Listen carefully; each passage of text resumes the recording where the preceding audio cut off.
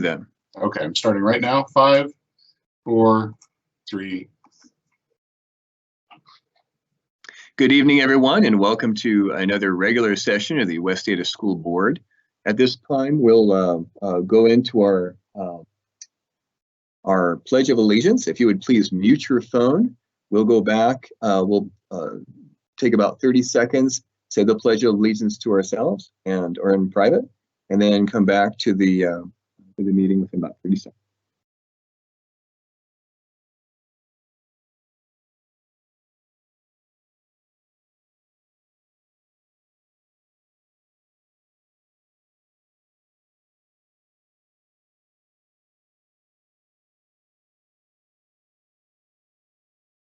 Thank you very much. So that brings us to our spotlight and have a very distinguished guest we're going to be bringing on, and also a very exciting award to present tonight. And to start, I would like to have Eric Exline please lead. Thank you. Good evening, Chairman Klopfenstein, members of the board, Dr. Randalls, all the guests in attendance, all those who are watching tonight's meeting remotely. It's my pleasure to announce that this year's administrative award goes to Assistant Superintendent Don Nesbitt.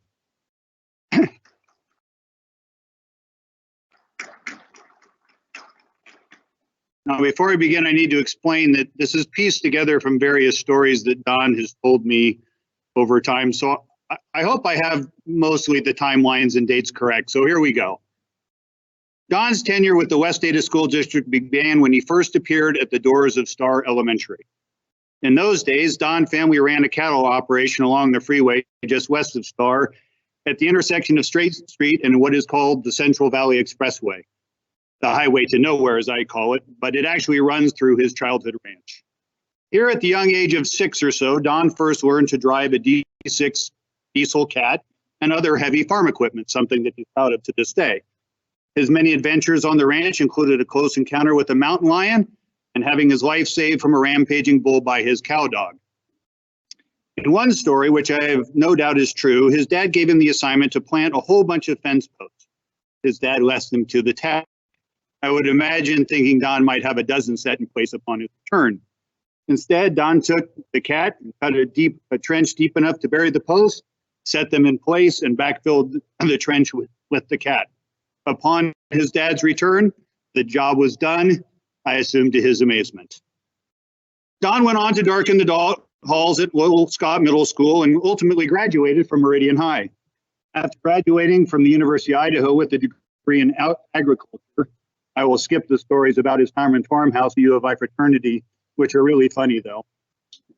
Don decided to make his life hard and a lot of work, so he opened a dairy farm.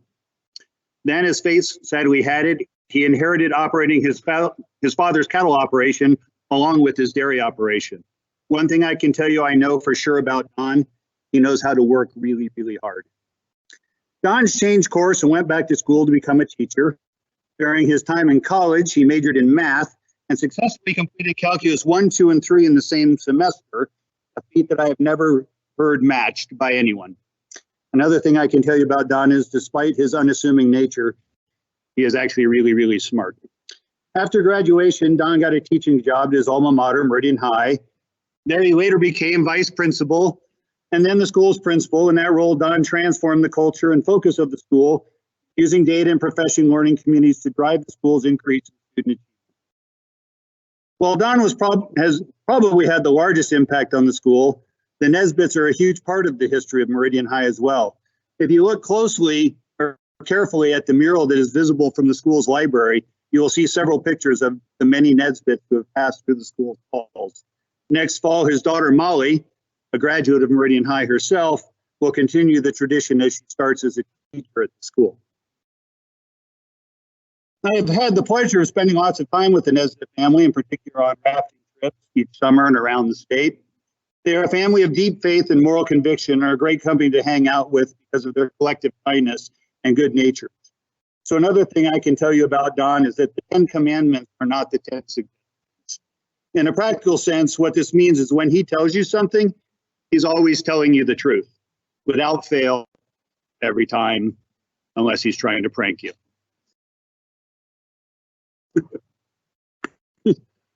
Along with the rafting trips, as for Don and I, we spend a fair amount of time riding our motorcycles to remote locations around the state. One of our more epic rides to a place called Indian Hot Springs, which is located about 60 miles south of a sign that reads, quote, "You are now entering the most remote area of the lower 48 states," has forever been known as the disaster in the desert, to acknowledge the complete lack of common sense or good judgment demonstrated by two adults who hold positions of considerable responsibility. I would tell you this story is more recent story of his attempt to jump/fall off of a roof into a pool. But the story, although funny to us, I believe still triggers PTSD amongst his wife and daughter. And another thing that I can tell you about Don is he likes to have fun, both in his personal life and at work. And those who've been caught in one of his pranks, including many in attendance tonight, can attest to this. Along with his work ethic, honesty, and penchant for thinking through good solutions to problems, the reason that Don is the recipient of the Administrative Leadership Award is exactly that, his leadership. The executive team is an incredibly collaborative group, and honestly, the best management team I have had the pleasure to work with. The members, the region directors, chiefs, the assistant superintendents, Dr. Reynolds, are all worthy of this award. But in my observation, Don plays a particularly important role in that. And the best way that I can describe it is he is a thought leader. As we describe what are often difficult issues to resolve, I know I personally always listen intently to what Don presents, to what Don has to say. I appreciate the quality of the thoughts that he offers and the humility with which he presents them. His contribution to improving student achievement, from his role to helping schools understand how to set good learning targets, to his role analyzing student achievement data, to his ability to move the organization in directions that will make West Ada even better than it already is, will be greatly missed. He has demonstrated this ability to lead throughout his career. He is a master at convincing those around him to do things that are good for kids, if maybe inconvenient or even really hard for adults. For these reasons, it is my honor to recognize Mr. Nesbitt tonight. Because he is my good friend, I will say with a level of irony that he will understand, I present to you the Eric X. Line Administrative West Ada School District Leadership Award. And now I expect to speak to Mr. Nesbitt.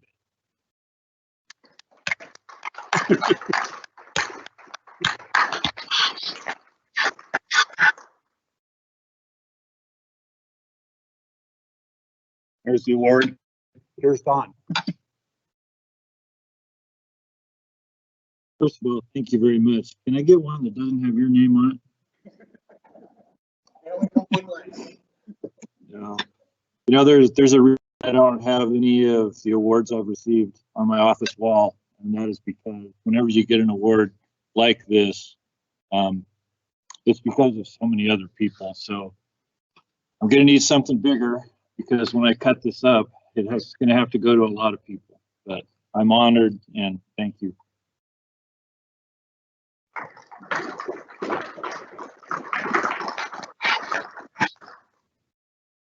And that ends our presentation, Mr. Chairman. Thank you very much, Eric. And, you know, I've known Don for a lot of years. Him and his daughter and my daughters were both runners for a long time in track. So I've known him for a long time, almost longer than many of you others, but he's a very genuine man and one of the most kind people I know. And I just want to say that I hope everyone follows in his lead and drops cracker crumbs on Dave Moser's desk. Okay? So I just want to say from the board, thank you very much, Don. You're a leader and you're a cornerstone for this district. You are truly honored. We are really, really happy you got this award. So thank you very much. And we're going to take a 5-minute pause and let everyone get to their respective computers. Thank you very much again.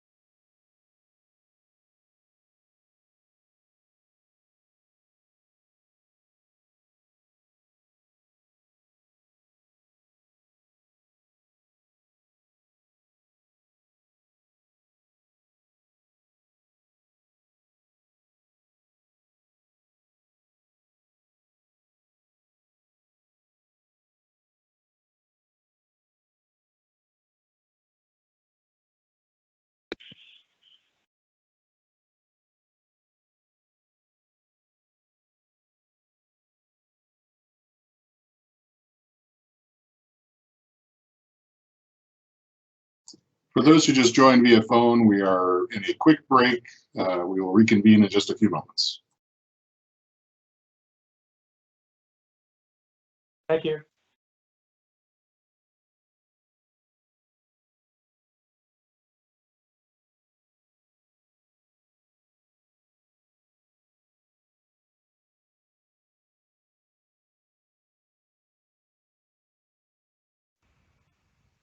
For those who just joined via phone, we are in a quick break. We will reconvene in just a few moments.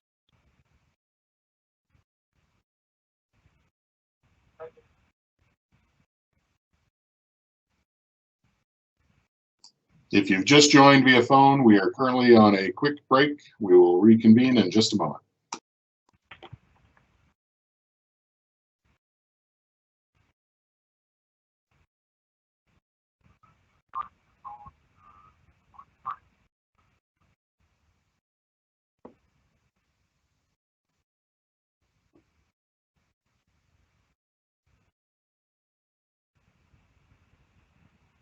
If you've just joined via phone, we are currently on a quick break. We will reconvene in just a moment.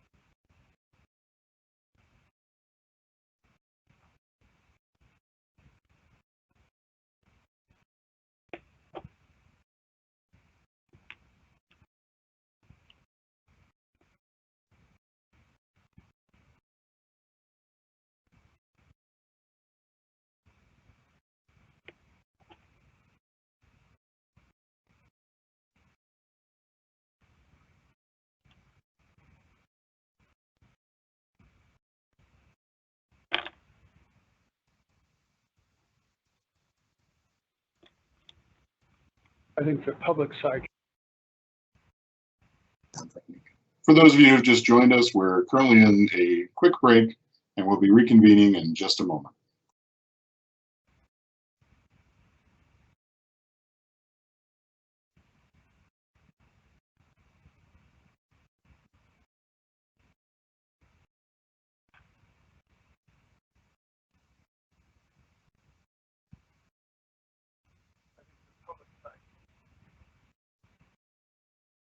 For those of you who have just joined us, we're currently in a quick break.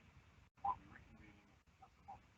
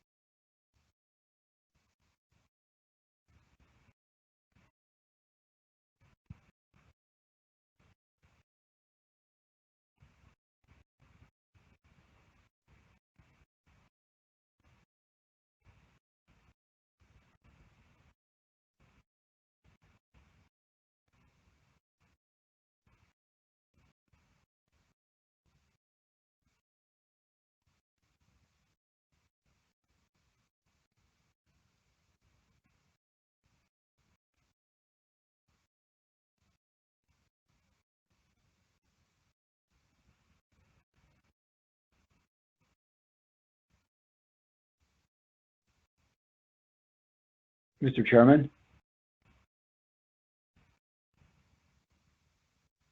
Yes.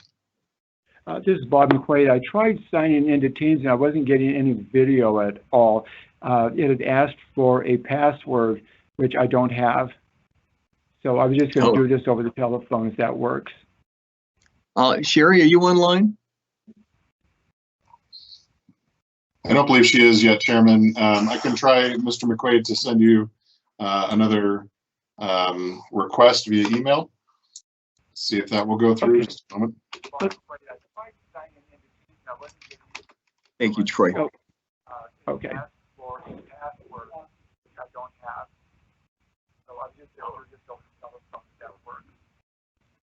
Sherry, are you online? I don't believe she is yet, Chairman. I can try, Mr. McQuaid, to send you another. Chairman, this is Sherry. I am online. Oh, thank you, Sherry. Yeah, if we can't get Mr. McQuaid's video access, would it be okay for you to scroll through his presentation for us? I do not have his presentation. That would be Mr. Stevens. Oh, I beg your pardon. Okay, whomever then. Yes, that would be fine. Mr. Chairman, I'll be happy to take care of that. Mr. McQuaid has one slide, so we'll bring that up. Okay, thank you. Mr. McQuaid, you tell us when you're ready. Troy, is everyone ready? Is everyone available? We have Dr. Reynolds, we have Ms. Newbold, and I think the others are starting to come on. So I believe so, sir. Should we give it a few more minutes, or would you be best to start? Ms. Newbold, what do you think? I believe we can start. I believe everybody's back on. Excellent.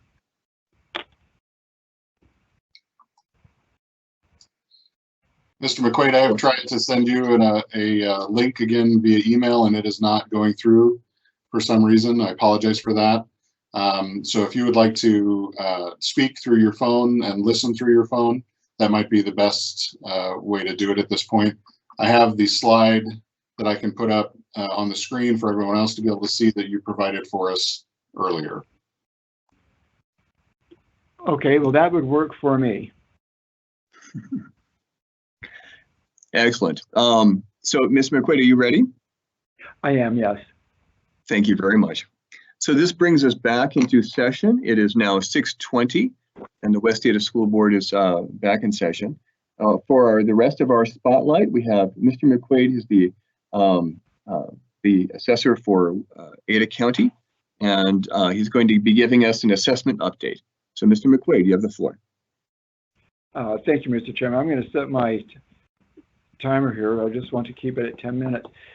This obviously for all of us has just been a very unusual year, and that will require some explanation. I will go into that as we proceed here. I don't want to go, I'll go into the numbers somewhat, but mainly to explain where we are and how we got there. We're sending out the assessment notices. They went out this weekend, and we know that they're in the mail. We know some people have called wondering about that. There are a couple of things I want to just mention this year that are really critical for an understanding of this year's assessment. And that is, by statute, we have to be at 100% plus or minus 10% of market value. And that is determined by the State Tax Commission. They take all of the sales in Ada County. It's about 13,000 from last year. They time adjust those to January 1st. And then they look at our assessed values to those sales prices. And again, we need to be between 90 and 110%. We typically are right at about 98%. In fact, the last 2 years we were at 98%, and that's really important. Excuse me for a moment, I'm going to shut my door. There's a vacuum going on out there.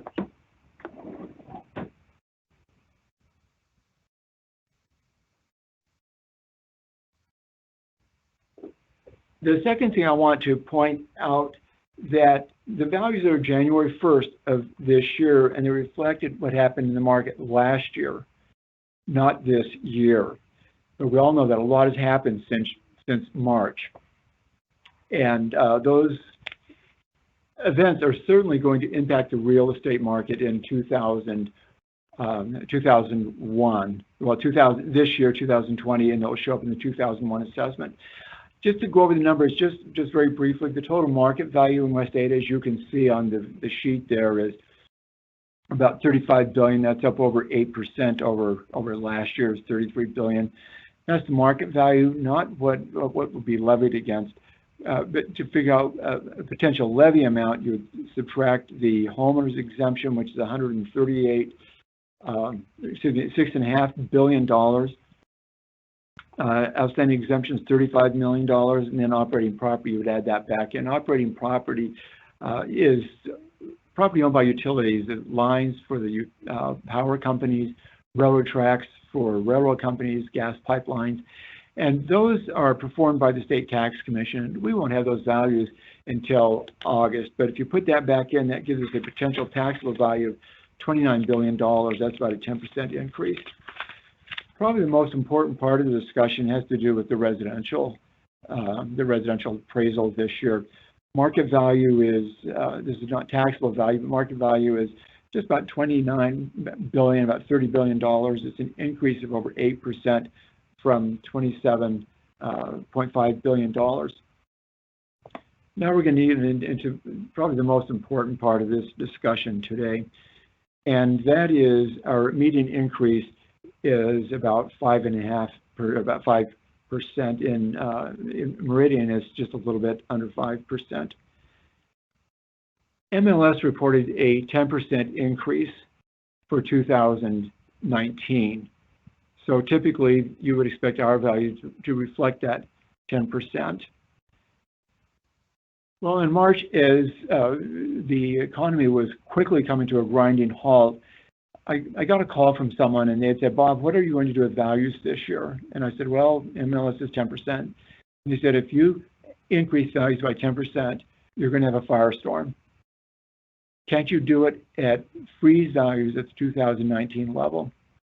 Well, I talked with some of my fellow assessors and some people from different groups, the Associated Taxpayers of Idaho and the Association of Counties and industry folks as well. We had 3 calls where we discussed this issue. What should we be doing? And this is not just in Ada County, but all counties in the state of Idaho. Can we freeze the values?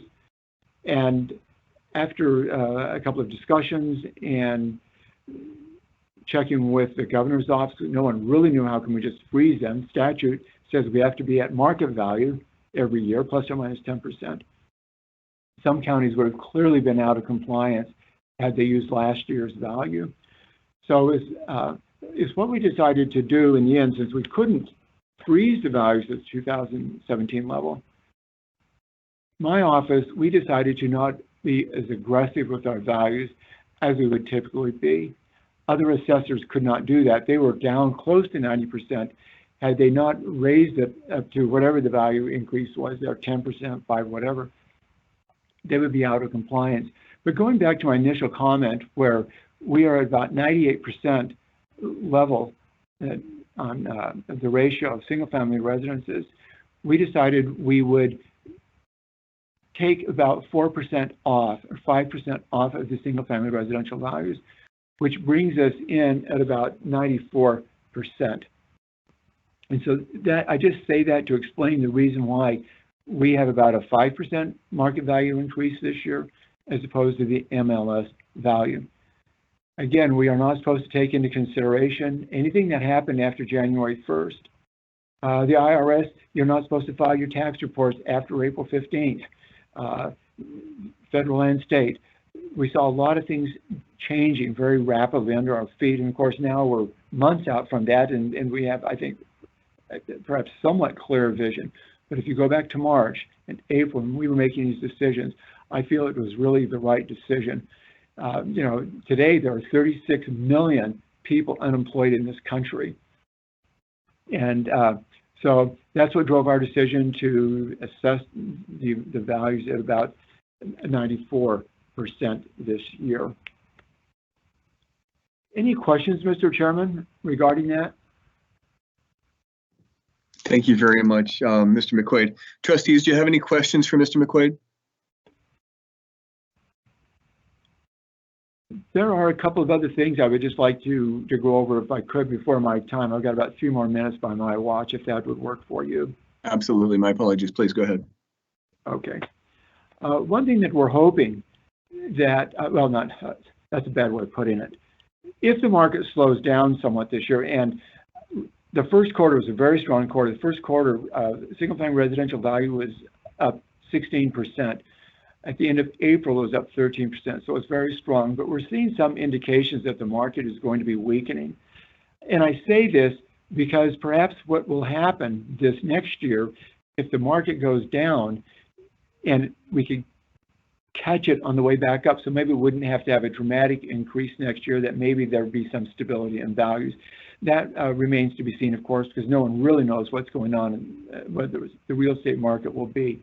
I just want to just wrap up that with commercial values, is total market value is $5.5 billion. That's up 14%. And the last thing I just want to close with, and that is with the tax burden. Tax burden, that is who pays the property taxes, the residential taxpayers or the commercial taxpayers. Last year in West Ada School District, the residential taxpayers paid 78%. This year, that's 79%. Commercial last year was at 22%. They're down to 21%. I've heard it implied that the commercial properties are getting a break, and I don't really. I think to really look at the whole picture, we need to look at in West Ada School. There are 97,000 residential parcels, or 24 times the commercial parcels, and those residential parcels are valued at $30 billion, and that's 6 times the value of the commercial parcels. And commercial parcels are 4,000 at $5 billion. And I just say that because if you look at a sphere, we see these diagrams of where the larger the sphere, the more impact it is. It's residential properties is much larger and has had more appreciation. So that's one of the primary reasons why the residential tax burden has been increasing. But that's not to say that the homeowners, the fixed homeowners, has not exacerbated that. In fact, it has, but not really significantly, is what I would say. So, Mr. Chairman, with that, I would just wrap up by saying that the 2019 market actually it slowed down compared to the 2018 market. The growth in residential values went from 17% in 2018 to 10% this year. Parcel counts grew at a slower rate, and new subdivisions were even down. But my last comment is going to be is we know that the economy has just been devastated. That's my 10 minutes. That single-family residential still is apparently strong, but does show some signs of weakening. And that concludes my presentation. And thank you for bearing with me. I'm so sorry I wasn't able to do this video.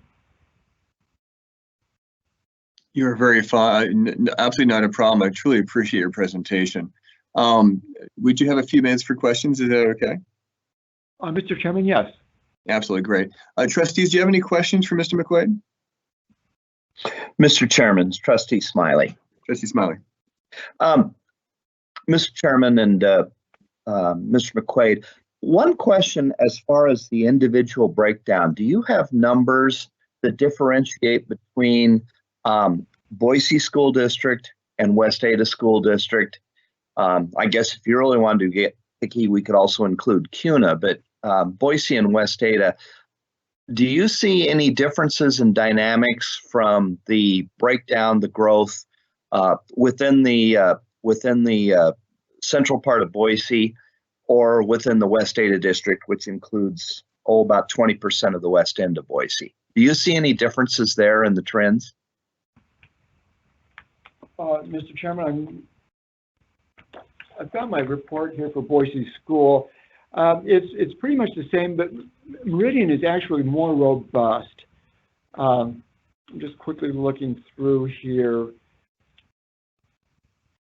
I'm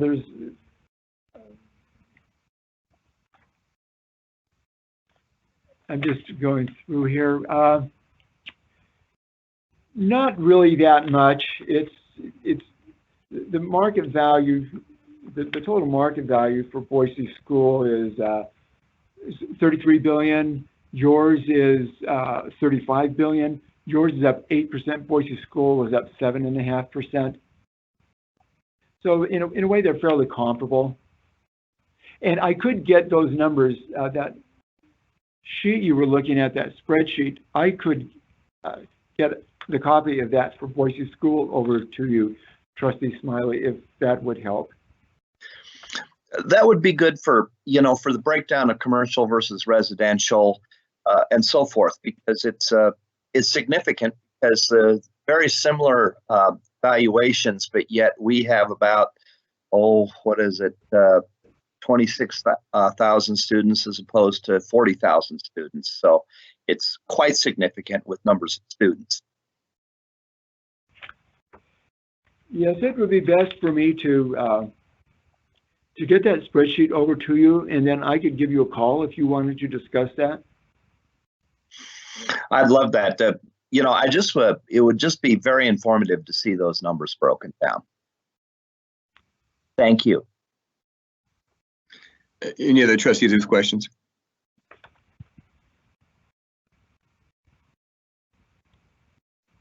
Well, thank you very much, Mr. Quaid. I did have one very quick question, actually. I was just curious.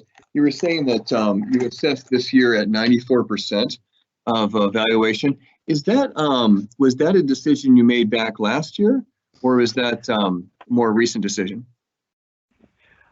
Mr. Chairman, two comments there. First of all, we don't know what that level is going to be. We just knew that we were going to take about 5% off. We just took all of the single-family residential parcels and just took 5% off. We don't know where that level is going to end up. Our best guess is it's going to be about 40%, about 94%. So we have some slack. We just need to make sure we don't go down below 90%. So that was just something we just kind of figured, but there's a conscious decision to say we're going to reduce our full assessment by about 5%. That decision was actually made right, probably it was finalized right around the end of April of this year. We really deliberated it. Like I said, we'd had several conversations with interest groups on what to do. And that was the decision that we made. Again, it was probably right about the end of April that we said, okay, this is what we're going to do. Typically, we would just have the appraisers do their work, and we would just take those numbers, and that's our assessment. Once we had all of the appraisals were completed, we took 5% off the residential ones. We couldn't do that with commercial properties. Residential properties, there's a very, very narrow, standard deviation is not the right word. We call it coefficient of dispersion, but which is, it's similar to what would be the coefficient of variation, other than that just made on the median. It's 6%. So we knew that we could really dial it in with a pretty good assurance or a sense of precision on single-family residential. So there'd be 94%. On commercial, on the other hand, two things I think are important. Commercial last year was at 95%. So for the first time in memory for me, commercial and residential are at about the same level. Now we couldn't go down, take anything off commercial. A big reason, and that is the coefficient of dispersion or the variation is about 16%. So whatever we did, if we took that off, that would really be magnified, and we could see ourselves falling out of compliance, going down, unintentionally going down to less than 90% on commercial, and that would put us out of compliance with the tax commission. The consequences of being out of compliance are very drastic and very draconian. The state tax commission will come in and do an adjustment, and that nothing can be appealed on that adjustment. Excellent. Thank you very much for that direction. Mr. Chairman? Trustee Newhoff. Yeah, thank you. I was trying to make sure I read saw this right. Mr. McQuaid, thanks as always for your presentation. I always enjoy it. I was wondering if one thing that really struck me in your spreadsheet is a rather large change in value in urban renewal districts. What drove that? I mean, you've got some urban renewal districts that virtually doubled their value. Mr. Chairman and Trustee Neuhoff, yes. What really drove that up, we had the 10-mile urban renewal area, which only had $70 million last year. It has about $137 million this year, so that's a 96% increase. The Eagle urban renewal area, that $124 million went up to almost $200 million. So we had two of the three with substantially large increases. And my guess would be that's just addition of well, obviously the addition of new properties. And we could also include appreciation. But my guess would be would be primarily newly constructed or occupied buildings. Okay, and are those included in the commercial market value counts just above it in your spreadsheet, or are they a totally separate set of property values? Mr. Chairman, Trustee, that would be primarily, I'm just guessing here, it would be primarily commercial. The urban renewal areas typically are very heavily weighted towards commercial as opposed to residential. Okay, but they're not, you know, for instance, the total commercial market value in 2020 is about 5.5 million. Are the urban renewal values included in there or not?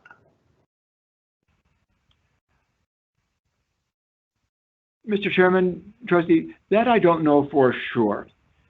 So let me get that information and get back with you. I'm not quite sure, and I don't want to give you some bad information. So I will see if that includes commercial, and then if the urban renewal includes, or the commercial includes the urban renewal.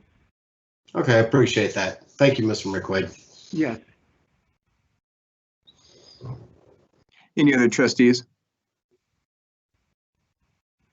So, Mr. McQuaid, thank you very much for your presentation. Again, like Mr. Trustee Neuhoff, totally appreciate it. I really appreciate your time tonight. Well, I hope it helped. It's very unusual circumstances, but we got through it.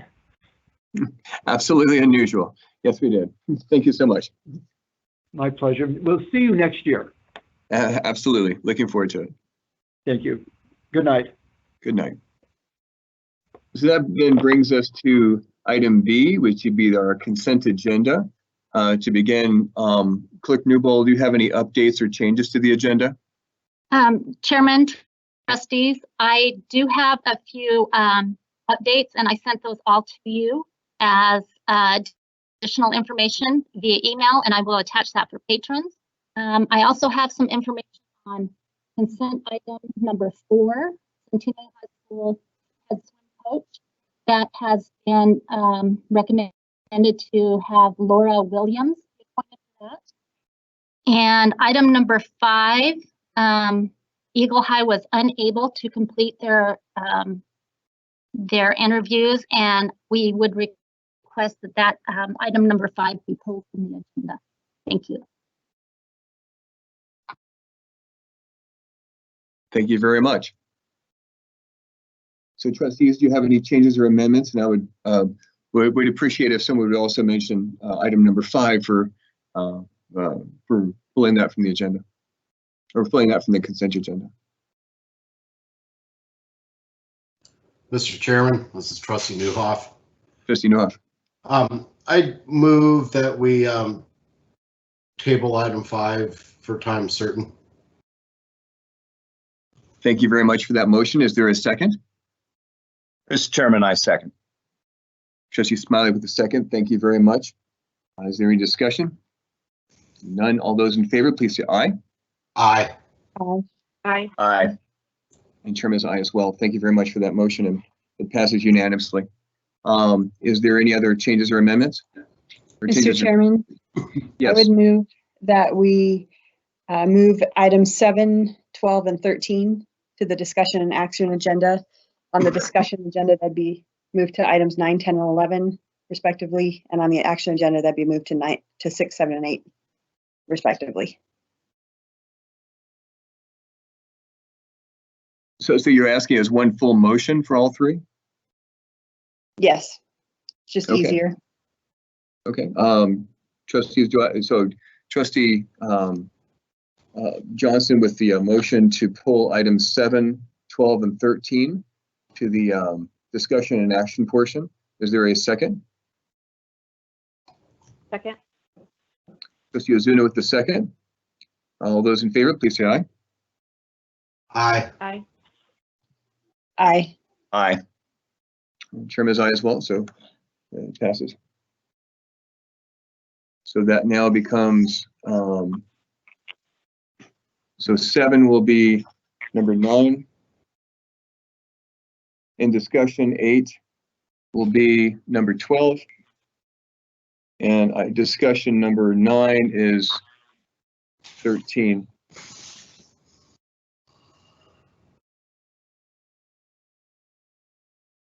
And for the action items, number 7 will be number 6 in the action. Number 7 will be number 12, and number 8 will be number 13, just to be clear. All right, any other changes or amendments? This is Trustee Ozuna. Trustee Ozuna. It might be beneficial to pull item number 11, just so that follows the discussion around the calendar. Okay, so that Trustee Ozuna has a motion on the floor for item number 11 to pull. Is there a second? Second. Trustee Newhoff with the second. Is there any discussion? Seeing none, all those in favor, please say aye. Aye. Aye. The chairman is aye as well, so it's unanimous. So number 11 becomes discussion item number 10 and action item number 9.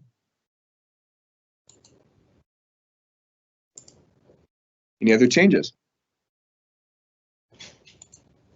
That brings us into a motion. Do I have a motion for the consent agenda? Mr. Chairman, I would move with the exception of the amendments that we approve the rest of the consent agenda, with the exception of item 5 and items 7, 12, 13, and 11. Thank you very much for that motion. Is there a second? Second. Trustee Ozuna with the second. Is there any discussion? Seeing none, all those in favor, please say aye. Aye. Aye. Chairman is aye as well, so it passed. Thank you. That then brings us to the discussion portion of the agenda. And the first item on the agenda is the levy rate reduction, and Mr. Gillen will be leading. Mr. Gillen, you have the floor. Chairman, trustees, Dr. Reynolds, thank you for the opportunity to visit with you tonight. We have a lot of things we're going to cover. We're going to start with the levy rate reduction. So if you remember from the presentation I gave a couple weeks ago, we're talking about reducing our levy rate 65 cents associated with our certification that we'll do in September. Again, that'll bring our number down to our overall levy rate down to 286. And so in the next couple slides, I'm going to show you some of those same graphs you got an opportunity to see at the last one, so we can kind of just walk through the impact of the levy reduction. And then we'll also just, Nick Miller, who's on with Holly Troxel, will actually walk through the resolution that you have before you so that you can have that discussion during action. Part of the reason we want to do this, obviously, is it reduces property tax burden on the taxpayer and aligns collection of tax proceeds with our anticipated debt burden. So remember this conversation, this kind of walked through what the 286 would look like if we look at doing our 2020 refinance, which is a conversation we'll have a little later, but we discussed at the last board meeting, and also the redemption. And so what you can see with this already is even with the reduction, we're still able, as we walk through the other decisions and points we're going to talk about, we're still able to reduce down to 286 and still able to also do the refinance and the associated redemptions.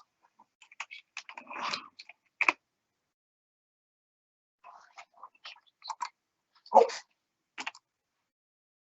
Sorry, technical difficulties.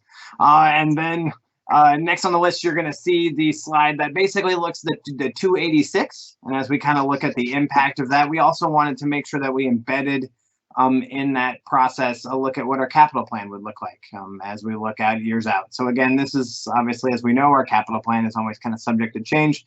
But what it does show us is that even embedded within the capital plan and our plans moving forward, the reduction to 286 still allows us to do that and still allows us to be able to plan ahead as we look at our capital plan. And don't forget, we just heard Mr. McQuaid speak, and he talked to us a little bit about even with the 94% they were using, we did have some increases in our market rate, and so obviously that flat trend line is going to change a little bit. And so we'll continue to evaluate those numbers. We usually get renewed market rates monthly as they kind of start flowing through up until the time we certify. And again, like I said, this decision that you'd be making now is just one component of the certification decision-making process. We'll be back discussing this again in August as we kind of evaluate what market rates did turn out to be, along with what the impact is of our debt burden. And so with that, before Nick jumps on and starts to talk about the resolution, I wanted to make sure that I got an opportunity to answer any of your questions associated with the levy rate and the reduction. And just for your benefit as well, the bond team is also on. So Christian from Zion's Bank and Eric and Michael from Piper Sandler are also on as well to help with answering any questions that you have. Thank you very much. Trustees, do you have any questions? Jonathan, this is Trustee Ozuna. Can you remind me on this graph that's up right now for the proposed 2021 bonds? Why does it not show up until 2022? Chairman, trustees, thank you very much for the question. Part of that is even when we issue debt, that is $1 amount where we collect the debt, but we don't actually certify until the following year. And so this spreadsheet is really built on how we're going to certify and when the taxes are going to be collected. It's less about the point at which the bond sale occurs. So it's just timing differences. Thank you. Mr. Chairman? Trustee Newhoff. Yeah, thank you, Jonathan. Can we go back to your first slide? Yes. Okay, so under the recommendation, it says to reduce the levy rate by up to 65 cents. In the levy resolution that we have under consideration, the language says basic, let me pull it up here, by not less than $65 per 100,000 of market value. Chairman, trustees, thank you for the question. That's just a typo on my slide. I pulled some old data. We want the minimum would be as identified in the resolution as no less than 65 cents. Okay, thank you. And Mr. Chairman, my understanding, Mr. Miller is going to address us as well? Yes, he will. Okay, great, thank you. Mr. Chairman, I can move forward onto Nick's portion of the presentation if you'd like. Please go ahead. Perfect. So Nick, you are on. We're talking about the levy rate reduction resolution, if you can't see the screen. Yeah, I got it. Can you all hear me? We can, thank you. Okay, good. So I'm sorry we can't be on video. I texted a picture of us. Chelsea Porter's here with me too. We'll figure that out one of these days. So we'll go through this. We can see the screen, so we can see all the slides and we have the resolution. You know, I would say from representing the district for 28 years now, this is the first time that I've been asked to prepare a resolution to reduce the levy. I think you've reduced levies before, but I think this is quite a strong statement that we want to memorialize it, you know, with an official action and resolution of the board. So we really just took Jonathan's analysis and incorporated it into the written word in the form of a resolution like the board would usually adopt. And as you can see, we sort of set up the premises in the recitals that, we have bonds, we have other levies, market values, the plant and the supplemental are fixed dollar amounts. So as market value increases, naturally, the levy rate needed to raise those same dollars amounts is less.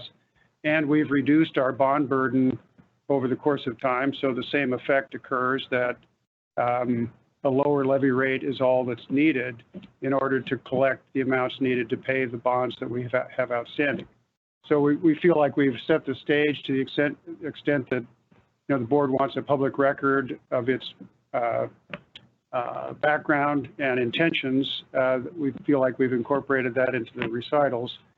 The actual action, of course, is pretty simple. Just like Jonathan said, we figured that even today we can safely say no less than 65 cents per thousand, whether you express it in cents per thousand or dollars per 100,000.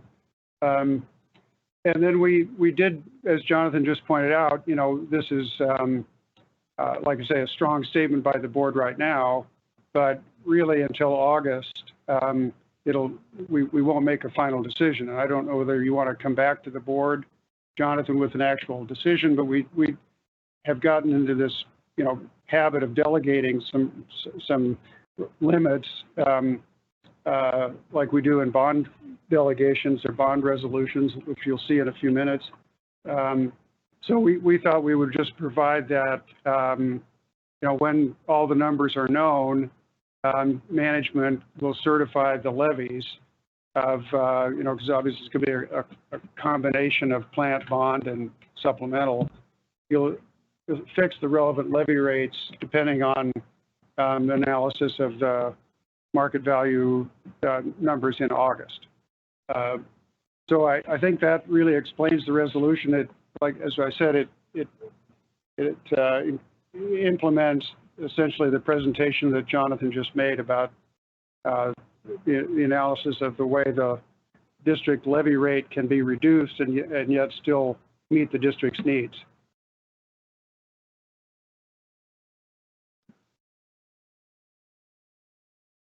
Thank you very much. Trustees, do you have any questions?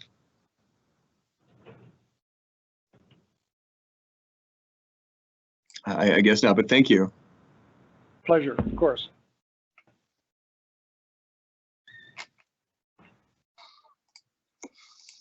And if I can also, just want to say thank you very much for making sure that this was something, it's a very large change. It's something that you definitely want to, as you said, memorialize. It's an important decision for us.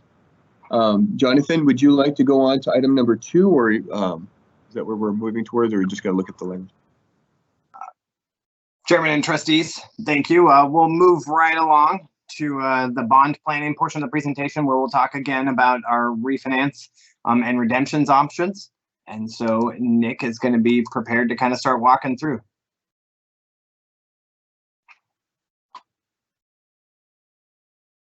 And Nick, if you want to start, we're talking on the bond resolution and discussing key items. If you can still see our screen. Right. Perfect. Yeah. Mr. Chairman, members of the board, we gave you, 70 some pages in your packets. So we've tried to boil this down to a PowerPoint that would highlight the key provisions of the resolution. So the first slide, as you can see, what you're really going to approve here is we're authorizing the way the bonds will be sold. Some of this has already been discussed with you by financial advisor Christian and placement agent Piper. We still have to let people know that we're doing the sale. We have the documents essentially drafted that will be filled in with numbers, but you're really able to approve the form of the major documents.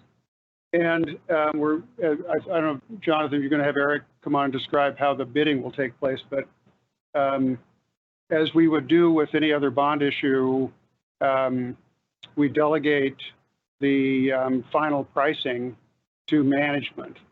That's really the key provision, like we talked about, at the 2018 bond issue. You're delegating authority to price the bonds. And we have some threshold.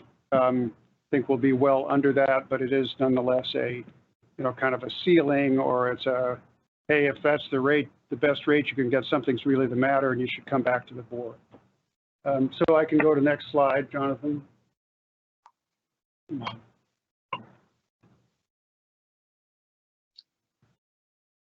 Sorry for the delay. It comes.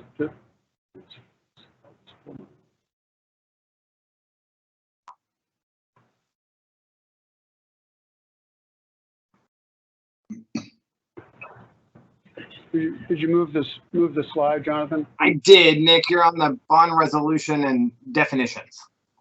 Okay, sure. Great. So these are the delegated officers, just like with the bond issue. Superintendent, we've said this before, the statute would allow you to delegate to any single person. But we think having both of them, is just a good check, and I think they would consult with each other anyway. So those are the two people who have to sign off.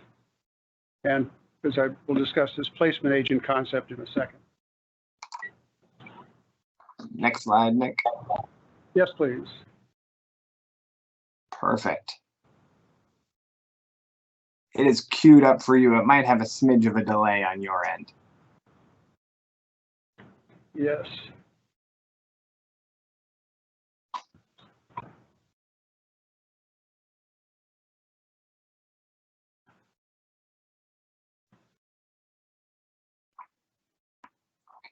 Right. So what we've highlighted here is the primarily two sections of the resolution. If you had your documents, or if you wanted to scroll the actual documents, we're really just going to be looking at sections 207 and 208 of the resolution. And this, so we're going to summarize those. 207 A. We are going to do a negotiated sale. Now, despite the fact that we're going to sort of take bids and from institutional investors, we're still treating this as that you will end up negotiating with a single bidder or a single purchaser. So it fits in the box of this 57-232 instead of 57-231.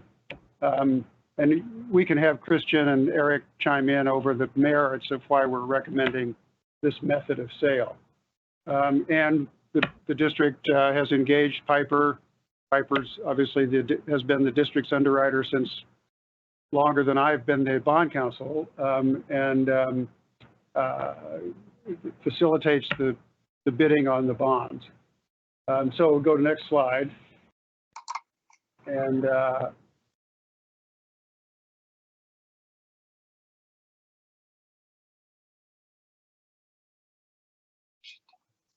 so unlike in the public offering, where we have a so-called official statement, because we're selling bonds to in $5,000 increments to non-institutional investors, here we can accept indications of interest from institutional investors with a much more reduced disclosure document, which you have a copy of. We have to fill in some numbers, but in concept, this is sufficient for investors, in part because they will sign a letter acknowledging that they're an institutional investor and that they've, through this offering circular or financing request, plus the opportunity to ask questions, they've satisfied themselves that they've evaluated the investment to the degree they need to. So that's why we have this financing request. If we were doing a bond issue, this would be the place I would talk about the official statement. Next, we mentioned real quickly, there are the three items on the next, items D through F. Publish the notice of sale. We have a draft working of this, as I call it, the investor acknowledgement letter. That's the letter these institutional investors will sign. Piper and I Michael at Piper and I are working on that right now. We have just a few conforming changes to the form that Piper likes to use. Finally, we are going to apply for bond insurance. Again, I'll let Christian and Eric, I'm sorry, for bond guarantee of the state of Idaho. The district obviously has a strong rating, but we feel, I think, what Piper and Zions would say is that the investors, particularly in this environment, will like the fact that the state is standing behind the bonds, and this is the portion of the state guarantee for which there's no limit. And so the West Ada School District stands on the same footing as every other school district in being eligible for this program. So it's kind of like, why not? Why not use it? So that's 207. That's item preliminary to the sale. And then next slide, we start into section 208. And this is, again, for those of you who remember from 2018 and prior, this is the statute that allows the board to delegate. So we're saying, I mean, we say lowest bidder, but it really means lowest interest rate, or the bidder with the lowest interest rate. Much like a construction contract, the low bid is the best bid. So that's what we mean by that. Again, next slide, Jonathan, 208A, 1 through 4. Maybe a little hard to read. I'm not sure how everybody's screen looks, but this is kind of the key provision, is that we're saying we can't go above 2.5%. And again, I'll let at the proper time let Christian or Eric describe the bond market. Obviously, we're in a low interest rate environment, despite the fact that this is not a tax exempt rate. We're only issuing bonds for roughly 2 years, so we're very short on the yield curve. So I'll let them comment, but obviously I think there's plenty of room in that ceiling, but concept is if for some reason we were not able to hit this, it's a signal that we need to go back to the drawing board. We can't issue more than the amount of the refunded bonds under the statute if we're doing refinancing. We can set the amount due each year, and this will depend a little bit on the interest rate and additional levy planning from Jonathan. And we delegate the final maturity, but again, it's a little dialed in a refunding because the bonds can't mature later than the bonds we're refinancing. We're actually moving the bond maturity up ahead of the refinancing bond. So again, this is kind of a pro forma delegation. So then the next slide, we're going with to A 5, 6, and 7. The price, we're uncertain in a private placement whether a bidder will actually bid with premium. If they do, it cuts down on the cash the district needs to provide. 6 is the redemption. These will probably not be subject to redemption, but again, this is a pretty much of a boilerplate, our standard provision that gives the flexibility to the district if they want it. Finally, we have the notion of the bond guarantee. So those are the delegation items. Again, like I said, the principal one is the interest rate. Next slide in 208B is the approval of this certificate. So we talked a minute ago about the delegation.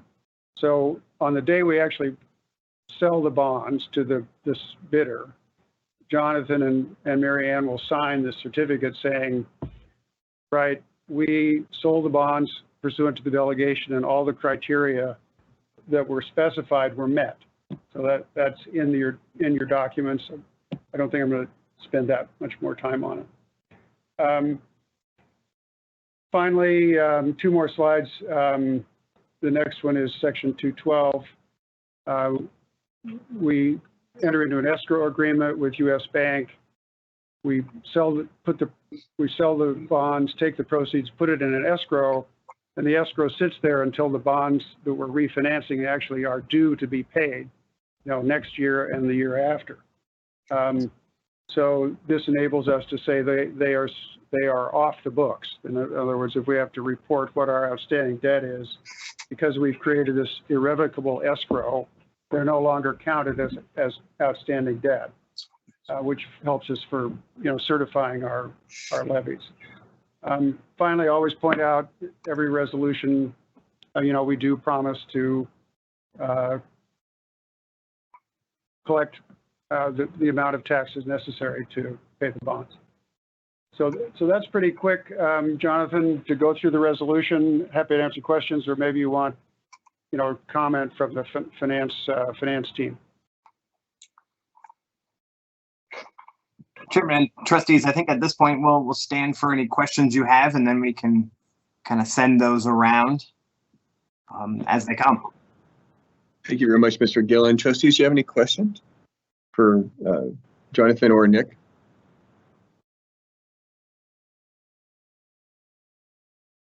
Thank you very much. All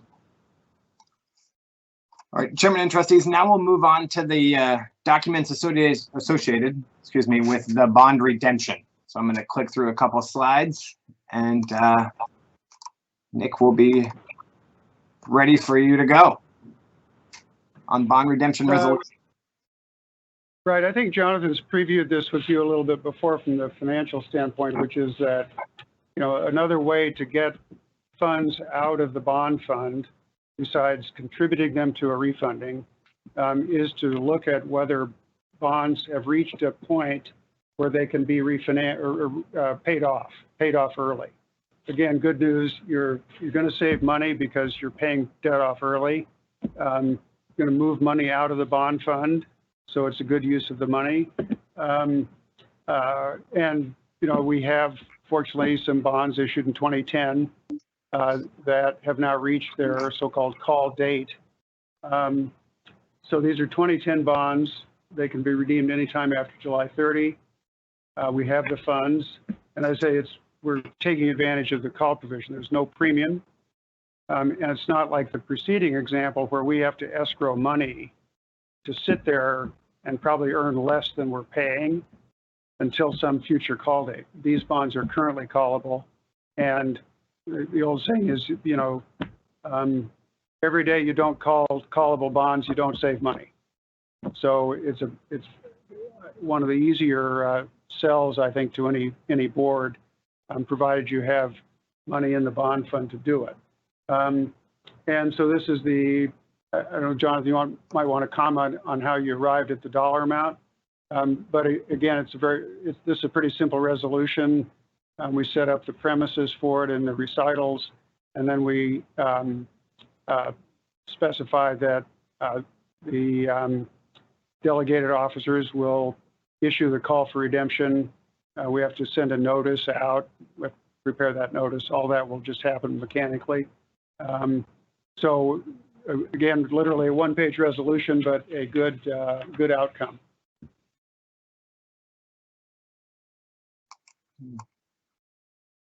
Chairman and trustees, at this point we can stand for any questions you have associated with the redemption. Thank you very much. Trustees, do you have any questions for Nick or Jonathan?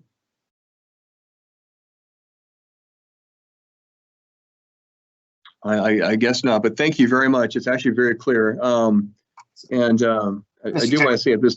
Yes. We have one more slide. Please. Just walking through the timeline, just so that everybody kind of keeps that in mind. Nick, do you want to just walk through how the last couple time points will go? Thank you, trustees, for covering all this in one meeting. It most efficient for you and most efficient for us.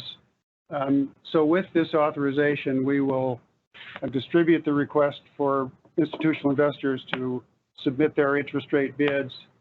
July, we're giving them a month, basically, in light of current events.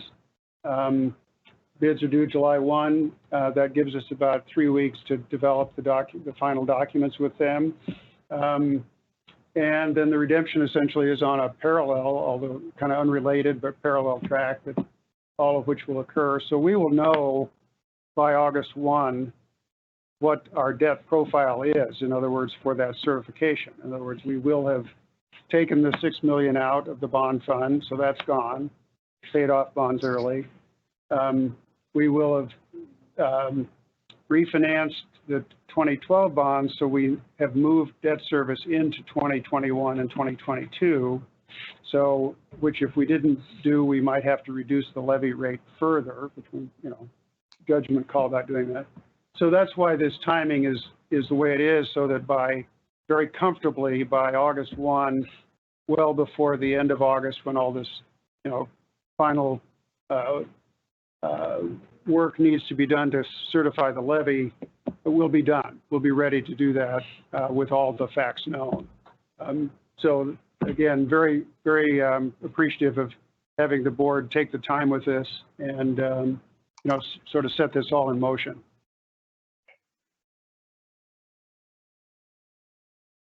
Thank you very much. Trustees, do you have any questions? I just want to make sure I open the floor. Mr. Miller, I did have one brief question I just wanted to ask. Is there ever a situation where you'd have a no bid situation on a bond? It's theoretically possible. I think highly unlikely. I'll let the financial people comment, but obviously the West Ada is an extremely strong credit. Idaho taxable Idaho municipal paper is very scarce. And frankly, they'll bid the rate they need, right? I mean, we have that ceiling in there. I'd have to look down at what we actually think the rates are going to be. We're thinking under 2. So I really doubt, to answer your question, Mr. Chairman, I really doubt that we would be in that situation. I would say, literally 30 years ago, the municipal market was not as robust, and we did have a hospital bond. Again, that's a hospital credit. It's not a tax-supported credit, and nobody bid. So I would say theoretically possible, but here I just think that it'll be a question of what rate do they want, and compared to other bidders, how sharp is their pencil? That is, we may get 6 bids, but we're obviously going to pick the one that's got the best rate. Excellent. Thank you very much for that. Mr. Chairman. Trustee Smiley. Just kind of an aside, I really want to appreciate what Nick has done. It's we are very fortunate to have the relationship that we've established with Holly Troxel and with Piper over the years. I, just out of curiosity, went on a financial website today and was looking at the rates of bonds, and I have never seen munis or even corporate bonds at a low rate. A number of them were being advertised at less than 1%.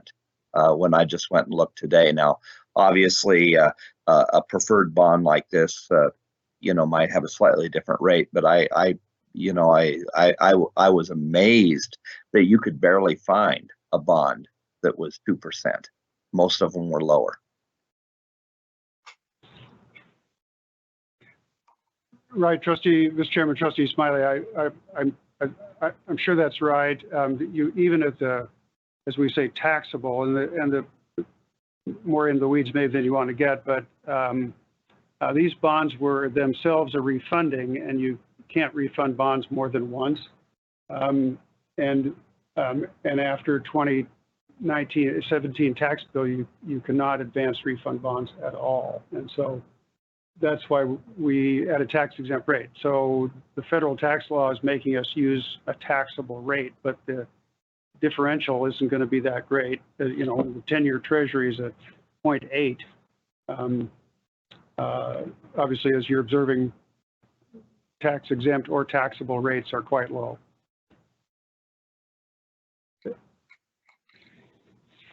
Excellent. Thank you very much. Any other trustees with questions? Just want to make sure I open the floor.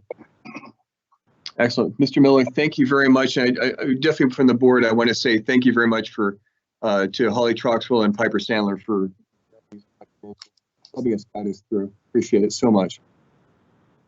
Happy to do it. We'll ring off when you do your action item, unless you need to keep us on.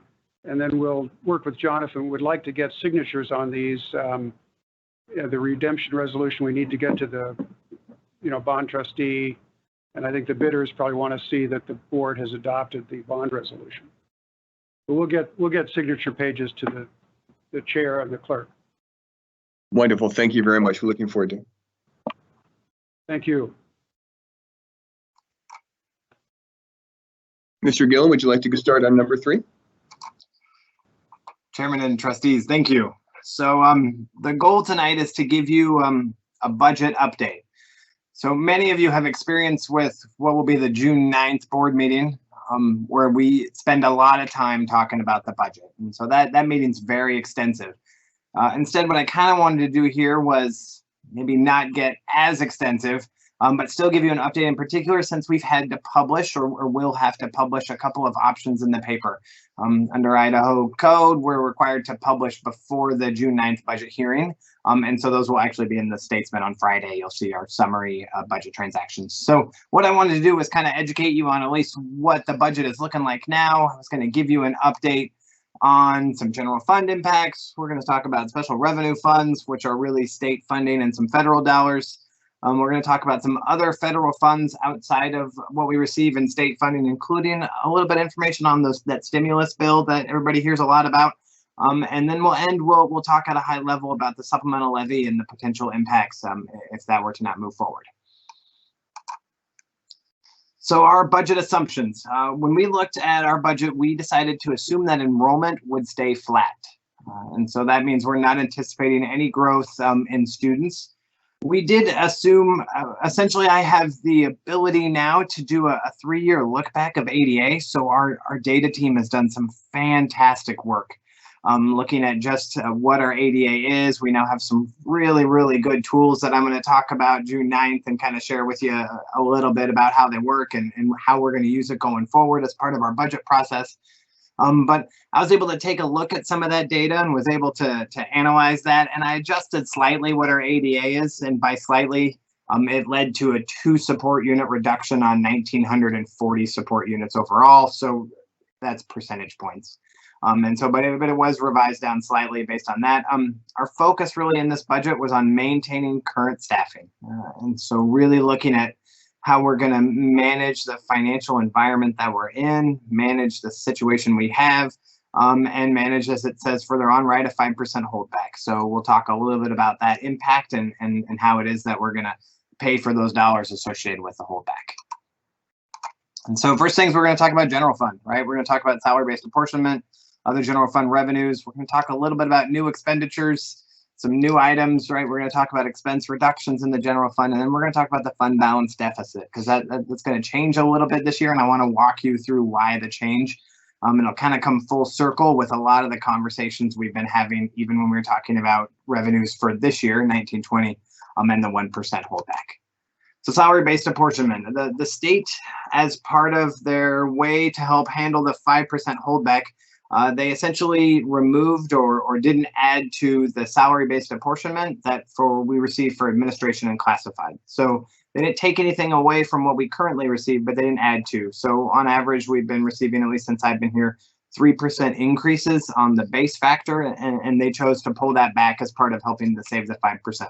So what does that mean really for us? That means that administration and classified staff, we didn't receive any dollars associated with salary increases, and so salaries will remain flat going into next year.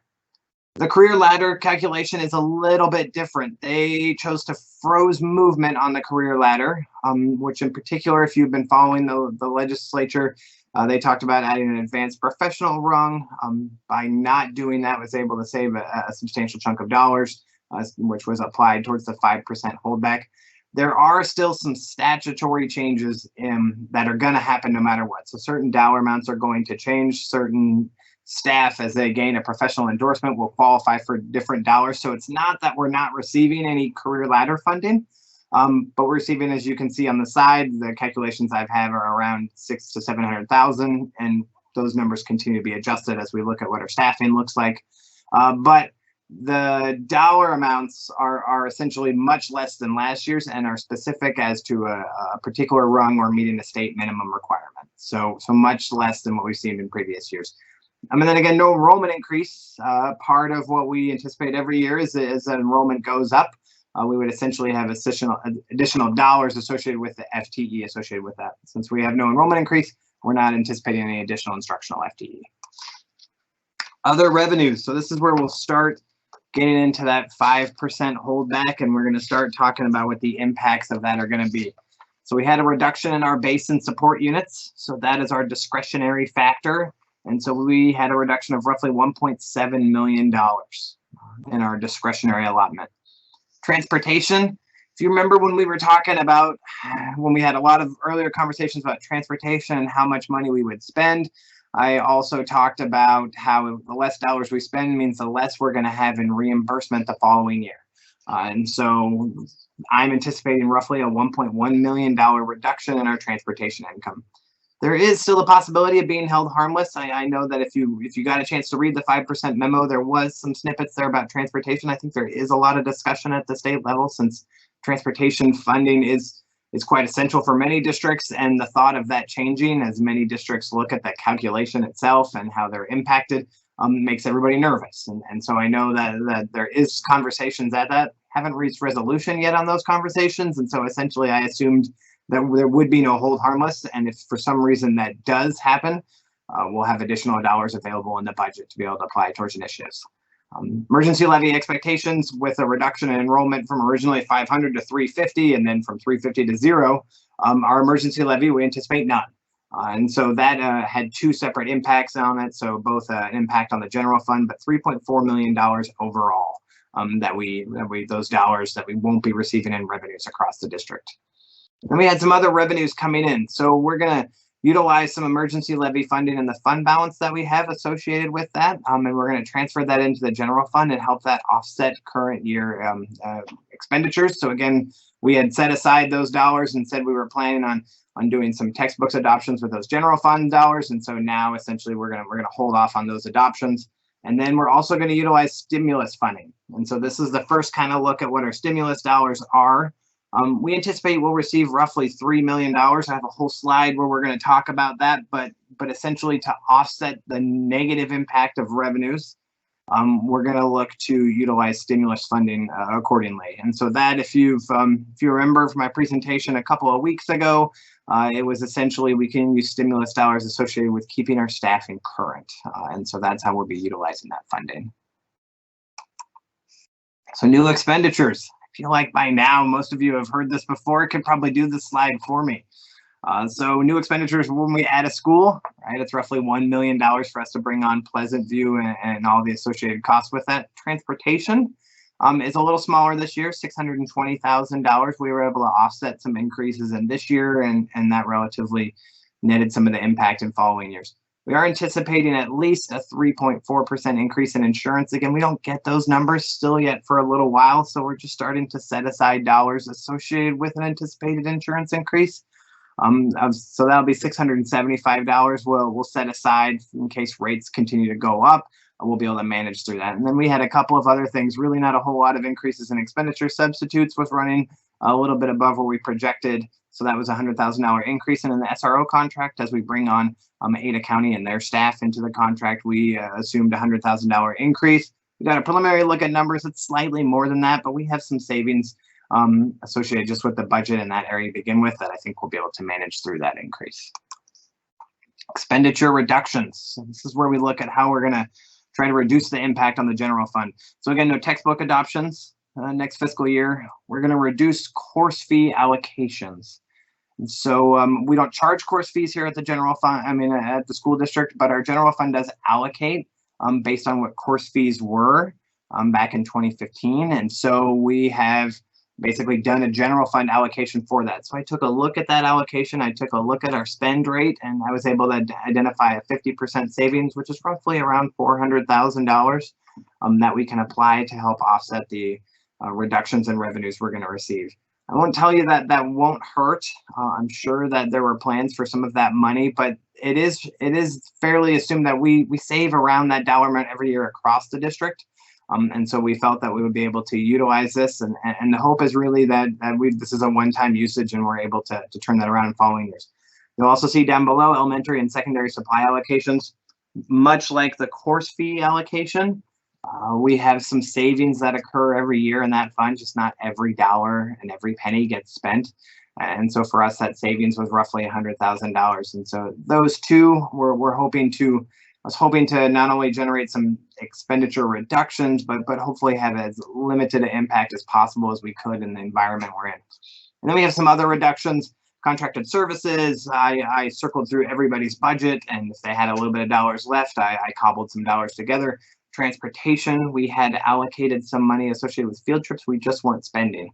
And so those dollars were reduced. That won't have any negative impact on our actual revenue calculation. We just weren't spending it. So it won't negatively impact revenues, and it'll allow us to save some money. We have some equipment costs that we're able to reduce, and the copier contract, just with the savings we've been able to generate through that RFP, we were able to reduce that budget down a little bit further. So the fund balance deficit. So you're going to see a much larger number this year, and I wanted to walk through why that is. So if you remember last year, as part of our 1920 conversation, we had a fund balance deficit of $569,537. And so that is going to continue to be there. And then there's a one-time increase. If you remember when we talked about how we were saving dollars in transportation, and I said that now we've saved them, we're going to need to use them the following year. And so it's savings, yes, in this fiscal year, that's going to flow through our fund balance, and then we're going to turn around the next year and we're going to put it in fund balance and we're going to spend it out. And so that's what you're going to see is this deficit difference is essentially running through that. As you can see, I anticipate it being a one-time, because really this is a one-time event. I'm making that assumption that we're going to have carryover in transportation due to a reduction in services, and that the following year, so when we start to get out in 21 and 22, that fund balance deficit or that reduction is going to be replaced with transportation revenues. And so then our revenues will come back to normal. Again, we won't be losing that $1.1 million. And then obviously this fund balance deficit will come back in line with the 569,000, and then we'll try to tackle that problem in 21, 22. So special revenue funds, a lot of this is state specific funding. And so what I'm gonna do is walk through, this is where you're gonna see another chunk of the 5% reduction impact. So reduced GT funding, we received roughly $95,000 to $98,000, and in 2021 that was reduced down to zero. You remember that was also part of the 1% reduction in 1920, so that goes 2 years without funding. So we are kind of identifying ways that we can help the GT program. We're looking at whether there's expenses that can be shifted to somewhere else. So we're continuing to try to figure out how we can build in some carryover to try to manage that loss essentially of 2 years of funding, and we'll continue to do that. IT staffing. So you're going to see a lot of these look the same from the 1% to the 5%. And so IT is another one of those areas that was impacted. IT staffing lost roughly $430,000. And that'll be offset with two things. They'll have $200,000 left in carryover, which we'll anticipate using, and then stimulus funding is coming back in to be able to continue to offset that loss. Content and curriculum, which is a dollar amount we receive, $100,000 to $150,000 from the state, and so carryover will be able to offset this loss in 245. Leadership premiums was entirely not funded for the year. So we would typically receive around 2.1, 2.2 million, depends on what our FTE is, in leadership premiums. Next year, we're anticipating not receiving any. So we are walking through what that calculation will look like and trying to figure out. Luckily, we do have some fund balance in that fund. And so we are going to be able to use the fund balance to disperse about 700,000. So we are working even this week on identifying what those positions look like. Professional development took a fairly substantial hit. That was a loss of $900,000. Lottery funding took a loss of $473,000. This really had nothing to do with the 5% holdback. This was already anticipated. As part of the budget presentation, even last year, I said that as we were moving from 2.4 to 2.9, it was really a one-time increase. So we had already anticipated the budget being reduced. So this one really, it wasn't anything new for us, or we kind of anticipated this would be coming. And then the information technology, another component of Fund 245, took a pretty substantial loss. Devin has been fantastic at being able to work through what things we can push off and what things we can kind of manage through. We'll continue to kind of monitor that fund, especially as we look at other things we're going to discuss during the agenda. And that might be one where we do have a little bit of stimulus dollars left. We may need to assist with that process to offset those costs. So federal funds. This is where we get to share a little bit of good news. So I didn't want to leave the presentation with just budget reductions, but I did want to share some things that are positive. Our IDA funding is going up roughly $300,000. So that's for special education, which is a substantially bigger increase than we received in previous years. Preschool also received an increase, relatively smaller, but in size of the fund, it's actually pretty good, and relative to the IDA funding above. Title funding has also received an increase. In Title I, we're seeing numbers as much as $500,000. In Title II, an increase of $43,000. Title III, we had a loss we're anticipating of roughly $14,000, and then we're still waiting on other components of Title III and Title IV as part of the application process. We still have to do some work before they'll actually identify those dollars. But again, some good news associated with funding on the federal funding level. So stimulus funding. That seems to always be a big topic of conversation. We anticipate receiving right at around $3 million. It's $3,068,000 and change. What's really unanswered, we kind of know the dollar amount is really the application process. There's going to be a great webinar this week where we're going to talk about the application. Again, the state has to submit an application and we have to submit an application to the state. So they're going to walk us through what that application looks like and what they need to see in it. And there is still some discussion that has happened recently around whether the stimulus funds also need to be shared with private schools. I think that's a conversation that has come up recently. And so we'll continue to kind of monitor that and see what the impact that has on our $3 million. I don't think anybody knows that yet, but as I learn more, I'll be able to share that information with you. So I kind of needed, as I looked at all the changes that we had in the budget and all of the things that we walked through, I felt like I needed a way just to be able to summarize what it looks like and how we're paying for it, right? So lots of the slides before, they had lots of words. They had lots of funds, they had lots of breakdown. And I just said, okay, let's just look at the money we lost and how do we work through those losses? So again, discretionary, we lost $1.7 million and stimulus funding is going to help offset that. IT staffing, we talked about this, $430,000. Again, stimulus funding and carryover. Technology services is it's actually closer to 1.1 million now that we've been able to resolve some other things. But again, that reduction will be borne within the fund. Transportation funding is going to be offset by that one-time fund balance usage in the budget deficit. Professional development funds. I mean, we're talking about $895,000. That was going to be borne entirely by the professional development fund. So there are some things that we just won't do next year. The emergency levy loss will be offset by the transfer in that I discussed associated with emergency levy funding. And leadership premiums was entirely reduced.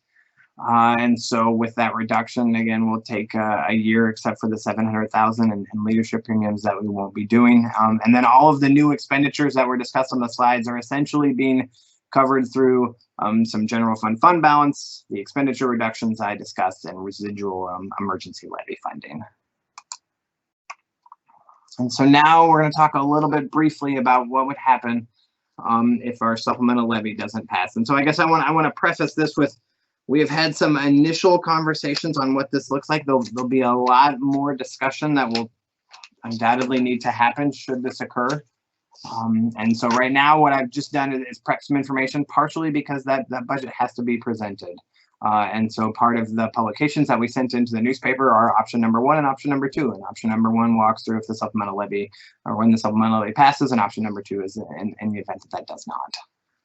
And so just briefly, what does it look like? We'll talk about reductions in contract days. We'll talk about utilization of stimulus dollars, the little bit that we have left. We'll talk about reductions in FTE, extended day contracts, that course fee allocation. We would look to reduce that again down from $426,000 to zero, essentially, taking another hit. And then we would look at fund balance. And so you're going to see that number and you're going to see 5.3 million and say that is a big reduction in our fund balance. And so I guess I wanted to talk a little bit about what that looks like. There's really 2 components to that. I anticipate there will be some savings that will generate in the general fund this year, just like we always do.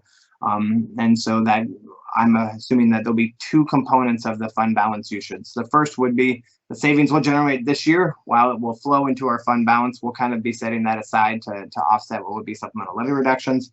And the second one would be just a reduction in our fund balance. And so we currently have done as the board and as the district really have done a great job of being able to manage that 9% and 1% contingency. And we would have to look at that and the impact of it in the years as we looked at the negative impact of the levy. And with that, I can stand for questions. Again, my goal was a relatively brief update. There are lots of things we were going to dive into. There are lots of funds you didn't hear much about. We didn't talk much about capital. We didn't talk about some of the other funds, the bond fund itself. And so all of that will be part of the June 9th conversation. But I did kind of want to give you a heads up and an update and answer any questions that you have. And so with that, I'll stand for any questions. Thank you. Jonathan, thank you very much for that update.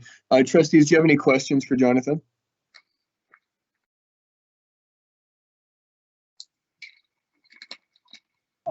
Mr. Chairman. Trustee Smiley. One thing is just that we get a copy of the PowerPoint sent to us, because I was writing down numbers as quick as I could. There's a lot to digest there, a lot to digest. Chairman and trustees, yes, I can make sure you get that. Thank you. Mr. Gill, I was hoping if you could kind of go through a few things with me just to make sure I understand. Going back to kind of the reduction in some of some of our income, you were saying that lottery is down 173. That's 473,000, and that's a normal amount, you say? Just a lack of that fund, that money is just not coming through, or is it diverted someplace else within the state? I'm just curious. Chairman and trustees, thank you for the question. It's really the state last year, and they were very, very good. I will give them a lot of credit of making sure we all knew this was coming. When they dispersed the allotment to us, they reminded us that a substantial chunk of that allotment was basically fund balance they had received. So they had just had savings, and much like us, right? You disperse out what you think is going to happen, and then when you get more, so somewhere along the way, lots of people were playing the lottery, and so their fund balance built up. So when they sent us last year's dollars, they kind of helped us identify how much of it would be the loss. And so again, when we built our budget last year, if you remember the presentation, I'm sure it was that exciting. I talked a little bit about it's going to be 2.9 million, but it's probably going to go down about $500,000. And right on cue, they were right on track. I can tell you that there has been some, not a whole lot of data I've received back that lottery proceeds are down a little bit. I think just with any recession, sometimes those items are recession proof and sometimes they're not. So I think we'll continue to monitor that. And like I said, I got to give the state a lot of credit. They do a fantastic job of keeping us up to date on that fund, because it is used for offsetting a lot of the costs that we have. Absolutely. I was just kind of curious about that. The other thing I also that I was hoping to ask a little bit more question about was, you said that we might have to share some of the stimulus money with private schools. Do you mean public charters or actual private schools like religious schools in our area? Chairman and trustees, thank you for the question. There was just some information that came out from the Department of Ed, so it's not really very much, but it would be private schools. And so we have just a snippet of information when all the finance people got on Friday. So we have a weekly call where we all get together and get on Teams, and we just talk through things that we're hearing. And that's one of the conversations we had. There's not a whole lot of information out on it. So I anticipate some more information in the coming weeks as we kind of look at what that impact will look like. So I can't even really tell you if it's going to happen or what the number is going to look like. It's just more of something we need to kind of manage and keep an eye on. And I'll continue to do that. And then I'll give you an update. Hopefully by June 9th, I'll have some more information. If not, it'll be a follow-up at a later meeting. And I apologize. One more final question. I was curious. In IT funding, you were saying about 1.1 million is what we'll be looking at possible drop. And I was curious, are we looking at delaying the network implementation that we were talking about earlier in the year? Chairman and trustees, are you, just so I make sure I'm understanding, you're referring to the WAN, correct? Correct. Yeah, that funding was not going to be used for the WAN, so that is still E-rate funding and then some state funding dollars. Something that's still on the list for Devin and I to talk about is really the impact and is there any concerns associated with that state funding. E-rate we feel like is relatively solid. The state funding, you know, I'm not saying it's not solid, but I think there's still just some questions, as you would imagine, right? Nobody was anticipating large impacts on state revenues as we built that process. So I think we'll probably have some more follow-up and conversation with that kind of as we evaluate what the state's budget looks like and how that process looks moving forward. And is there timeline? I'm assuming middle of June or even July before we get a final number from the state? Chairman and trustees, on that one, I'll have to check with them specifically on the WAN funding. As far as the other things, the governor's office did a really good job of kind of outlining what the 5% would look like. And so this will essentially be what my expectation of what the 5% reduction will be.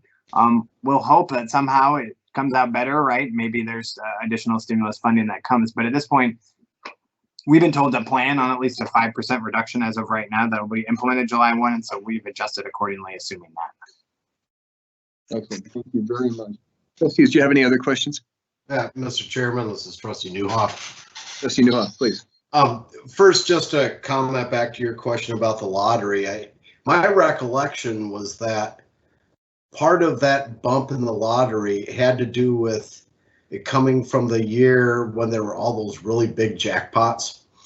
And so there was a lot higher rate of ticket sales in one of the years. But I do have a question for Mr. Gillen related to sort of where we're looking percentage-wise in terms of the fund balance and the contingency.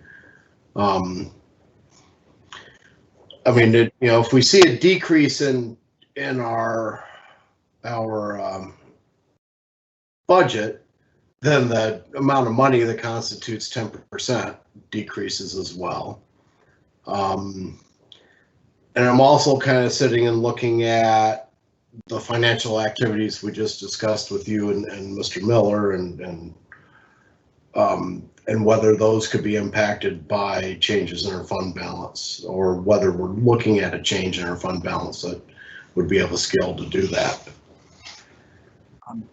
Chairman and trustees, thank you for the questions. So I think the way I'd start is, so we are running a lot of projections on where we think this year is going to end. I would love to be able to, I mean, usually it's around year 3, I'll tell you, that you'll start to feel comfortable with kind of where you think fund balance is going to feel, and you can kind of get, I don't know the best way to explain it, but a feel for the financial position, right? And you'll kind of know, okay, here's the things we haven't paid for, here's the stuff that's going to impact fund balance, and usually it's around this time you start to be able to get that. I can tell you in this environment, it's very different. And so we're still trying to ascertain exactly what June 30 is going to look like, because don't forget, we'll have expenses in July and August that will be accrued back, and lots of accounting things will have to do with that. I still anticipate, at least through June 30, that we should still be able to make our percentages that we've allocated. It will be more of what the impact will be of next year on that. I think as long as we only have the 5% reduction, I think we should be able to do okay and continue to maintain those fund balance projections and our expectation of what policy is going to look like. And then we'll continue to keep an eye on that if things change, if the 5% becomes more than 5%. It's obviously a situation we hope we're not in, but we'll continue to kind of manage that. So I think more information to come really on our fund balance. Usually I give an update for that as we kind of work through the audit process, as we've got some time to generate financials and look at what payables look like. And so that usually conversation happens more for us in July and August. And then as far as the conversations that Nick had, that is specifically dealing with bond funds. And so we're not going out and looking to get a bond rating associated with these type of items. If we had sold bonds, if we had done the bond and we're doing new capital and building projects, then a change in fund balance could impact your rating. The financial position of the state could impact your rating. As of right now, we have a relatively good, strong financial position. I'm not anticipating or hearing anything even associated with the 1% and the 5% necessarily to impact that. And those are all disclosures that we also put in. If you walk through the document, it talked through at least a 1% reduction for this year and a 5% next year. So those folks who will be looking at what they're going to charge us for an interest rate will at least be kind of getting a financial picture of the district, and usually they have some follow-up questions associated with that as well that I'll answer. Okay, thank you. Just one last little technical question, because I can't remember exactly, but do the 9% fund balance and the 1% contingency, that's just on the state funding, right? So it wouldn't count the supplemental levy value. Chairman and trustees, thank you. I think when we did the allocation within our budget itself, I calculated it based on the expenditure side of the budget as a whole. So I did pick up those local funds. I'd go back through and take a look at the policy. As I'm sure we'll probably, I can make sure I cover that as part of the June 9th meeting and give a follow up then. Yeah, I wonder if it's something we need to sit and consider. You know, in a perfect world, we'd like to get rid of the supplemental levy and not need it. But you know, just wonder if somehow we've set ourselves up for a steeper hurdle here if it does include general fund things like that, as well as general fund things like the emergency levy. So anyway, that's all I have. Thank you, Mr. Gillen. Thank you. Any other trustees with questions? Mr. Chairman, this is Trustee Ozuna. Trustee Ozuna, please. Mr. Gillen, I was wondering if you could walk me back through the course fee allocation again. And I guess really my question is, does this mean that we're looking at a 50% reduction to things like science labs, music programs, art classes, and potentially up to no funding for those classes? Chairman and trustees, thank you. And Trustee Ozuna for the question.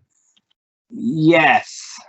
So obviously under the expenditure reductions, the 50% reduction, again, the way I calculated that was just looking at not necessarily individual school savings, because spending rates are different by school. But I looked at, as part of the allocation, what we put out, do we save enough that this allocation, at least to 50%, won't hurt too much? And I say won't hurt too much because there's going to be any pain with a reduction, right? And let's all be honest. And so there will be some dollars, but we also generate a substantial chunk of like unspent dollars associated with that allocation. And so we're able to basically claw back those expenses as part of this expenditure reduction process. When we start to talk about the reduction further from 50% to 0, that's when the reduction, I imagine, like I said, when we talked about if the supplemental levy doesn't pass, you know, what it would look like, that's probably one of those conversations we're going to have to dive a little deeper into, right? And see how far we can pull those dollars out and what impacts, and whether we're able to capture all of that, or whether there's some things we need to incur costs for and we're just going to. And so then we'll have to look for savings in other areas. And so I think that will be part of that broader conversation if we get there. Otherwise, the principles have been shared, at least generally, with the reduced course fee allocation. I haven't heard anything back yet. I'm not sure they would be just ecstatic with any reduction necessarily. But this one we're hopeful one that we can manage through. And then again, if we receive dollars, if we have increased enrollment, if we have other things that happen, let's say we have additional revenues that come in, we'll be working through as an administrative team to identify what are those add back things that we try to make sure so that has as least impact as possible on students. Thanks. I have a couple additional questions. With the textbook adoptions, are those the adoptions that the board approved earlier this year, or are these future adoptions? And if they're future, what exactly is being stopped? Chairman and trustees, those are the actual adoptions when we talked about them this year, and we said they were subject to funding. So those are ones that we'll have to at least place on hold temporarily, just because of the expenditure reductions and the impact on the revenues we've had. So there'd be this year's ones. I wouldn't put together anything because again, part of that textbook adoption was utilizing additional revenues, and we just don't know how next year's going to look yet. And my last question And if you don't have it today, that's okay, but if we could have it before the budget meeting. But I'm assuming that, you know, when we're looking at a reduction of this size, that, you know, you're looking at kind of all things and then what makes the most sense to cut. I'd be curious to know kind of what were some of the other big categories that we looked at that led us to land on the ones here. Yeah, Chairman and trustees, I can definitely go through. I can tell you, like we said in the philosophy, again, our goal was to start with ensuring we get to keep all our staff. And then essentially my process was to comb through the budget and identify where people maybe had unspent dollars. And so that's why when it says like reduced contracted services, 37,500, I think I took a little piece from about 5 different places. And so essentially I combed the entire general fund and looked at prior year projections. And then I looked at current year spend rate and tried to identify, you know, if we took some savings there, would we be able to handle that? Would the budget still be able to be impacted or not so negatively impacted? So I won't tell you there was no impact, because anytime you do a budget reduction, it does limit options. But the idea was to try to basically pull out those dollars that we identify that help us contribute towards our fund balance increases every year, and essentially identify those and reduce the expenses in there. That's helpful at all. Yes, thank you.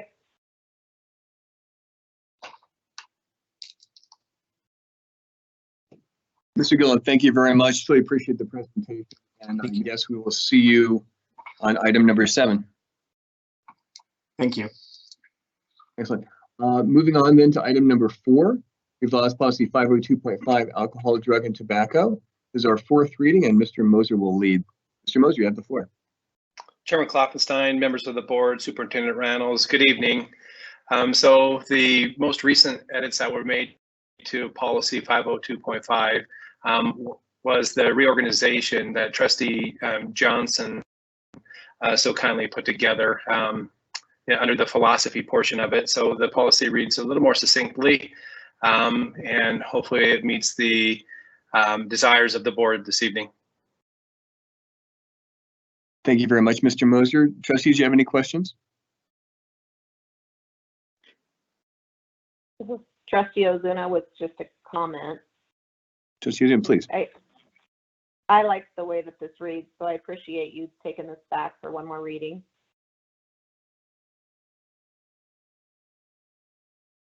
Chairman Klopfenstein, Trustee Ozuna, thank you.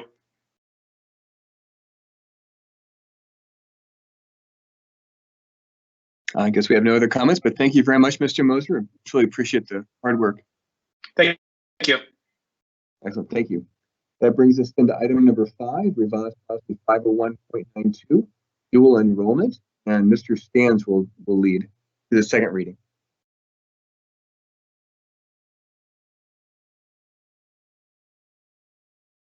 Mr. Stans, you have the floor.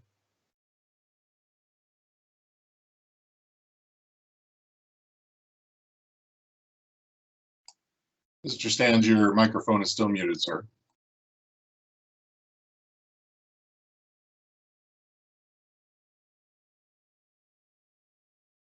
Good evening. I'm here. Good to hear you. Chairman Klopfenstein and trustees, I'm back with policy 501.92. The only revision I added to it was the inclusion of Idaho Code 33-1501 as a reference. And this answers the question that was asked last time, I believe, by Trustee Ozuna about transportation for students who are dual enrolled. And the code essentially, I'm just gonna pull out the sentence that addresses this. It's in the first paragraph of Idaho Code 33-1501. Essentially, it says non-public school students may be transported where practicable, approving the routing of any school bus or in the maintenance and operation of all such transportation equipment. So basically, in short, it's when it's practical. And So I just want to give a scenario with busing. So if we have dual enrolled students, where it happens most of the time, it's at the high school level, and those would be students, generally speaking, homeschool. They take an elective class at a high school. They would possibly request to be picked up at their home, let's say second period, to be dropped off for choir. Let's say if they're taking a choir class, and then as soon as second period's over for choir, if that's a class they were taking, then they could ask for a bus ride home. Well, that's just not practical. We don't run our busing that way. So as near as I can tell, that's why that statement in the dual enrollment for transportation is included while we don't provide it. I think the other question was asked. I think somebody wanted an idea of how many dual enrolled students we have. Like I said, most of them are high school students, and right now we have 277 dual enrolled students at the high school level.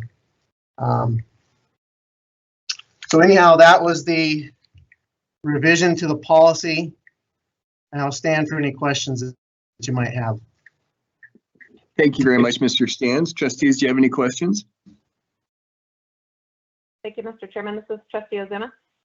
Trustee Ozuna, please. Mr. Stans, thanks for that follow-up. One question to see if this would be reasonable for transportation. If a student, and focused on high school, because you said that's where the majority of these fall, but if on a single day with our block schedule, they had 2 elective classes, could these dual enrolled students jump on one of the shuttle buses that are already part of our route? So Mr. Chairman and Trustee Ozuna, so I say that the answer is yes. I'll just speak from past experience as a high school principal. I had, you know, from time to time, several dual enrolled students, and quite honestly, you didn't know who they were. You have lots of kids coming and going on a high school campus, you know, with your traveling students. So again, I go back to where it says if it's practical or not. So let's say you have a student in the neighborhood who has a class first thing in the morning and they just catch the bus in. Well, that's practical. You're catching the bus with everybody else. And let's say they're there for their A day, just say a whole A day. So that would be 4 classes. They could conceivably start, you know, catch the bus and catch it when it leaves with everyone else. So that's practical. The buses are already running. I think what we want to avoid is, we just want to make it really clear it's not an option. We're not going to create a special bus route just for a student. So the way we operate with busing, I know I'm kind of going long here, but anytime we have buses running and we can put students on them and we utilize it, we do that. We just don't create like a special route just for a student. So to answer your question, yes. If it was practical, yes, they could ride a bus. But again, it's been my experience, especially at the high school, they're just taking a couple classes. They're older kids. They transport themselves or they walk. You know, it's just rare for high school kids in that situation to ask or need the bus for that case. Thanks.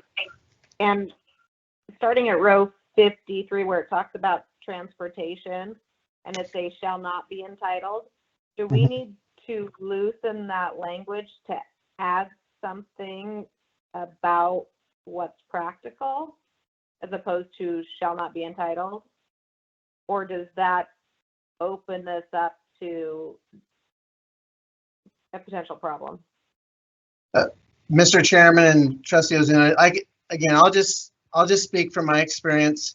You know, this policy was updated, I believe, in 2015, and it serves us really well. I think you can. I think it's fine the way it is, and transportation is never. It's just never an issue. Again, if it's high school kids, we can work with them within the regular routes. And I think it's really clear for elementary. I mean, we do have a handful of kids. I've dealt with some of those, and again, they can only take specific class. They have to, the parents take them there and they drop them off, and it just would be unreasonable or unrealistic to think that we're going to create a private bus drop for one student or two students to take one 30-minute, span of instruction at a school. So anyway, to answer your question, I think it covers it the way it's written. Okay, I certainly understand where it could open us up a little bit, but if I were a parent reading this, I would read this as there's no options for transportation, where that's not how Idaho code reads. So I'll make that comment, but those are the only questions I have.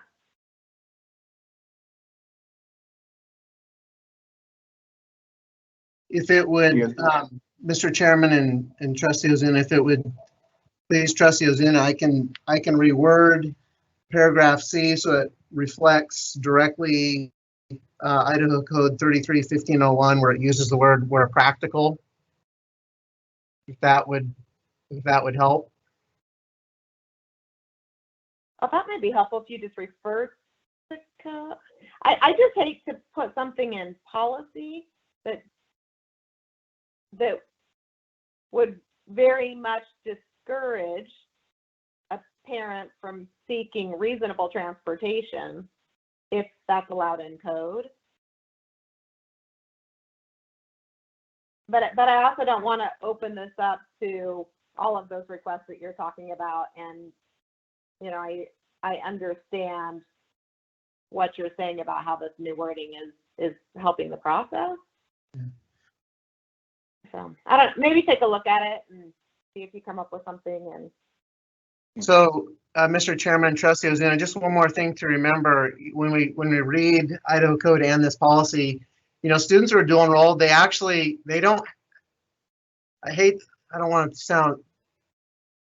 don't have first pick of classes. They get classes so long as there are slots open. So again, I think stating that the transportation, they're not going to have transportation unless it's practical would be, kind of along the same line. So again, they're not entitled to these. They're not entitled to any classes unless there's, an opening. And if they get full, then according to Idaho Code and policy, they can be, bumped from these classes. So anyway, I can make whatever changes you're comfortable with. I think the initial question was, do you think it covers it? I think it does, just in our experience, the region directors in dealing with dual enrolled students. But if you'd like that to be a little more clear, I can. Mr. Chairman. The Idaho Code. Trustee Smiley. Thank you, Mr. Chairman and Mr. Stans. Frankly, I like the policy the way it's written. I would not support, putting in, because the more you say, the more, it just gets the thing.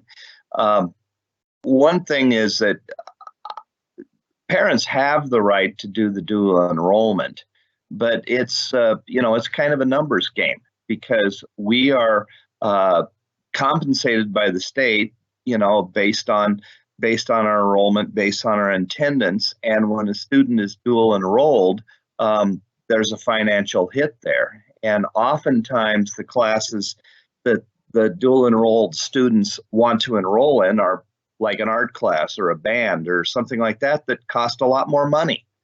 And I would agree that these students, if there's an opening, we can offer it to them.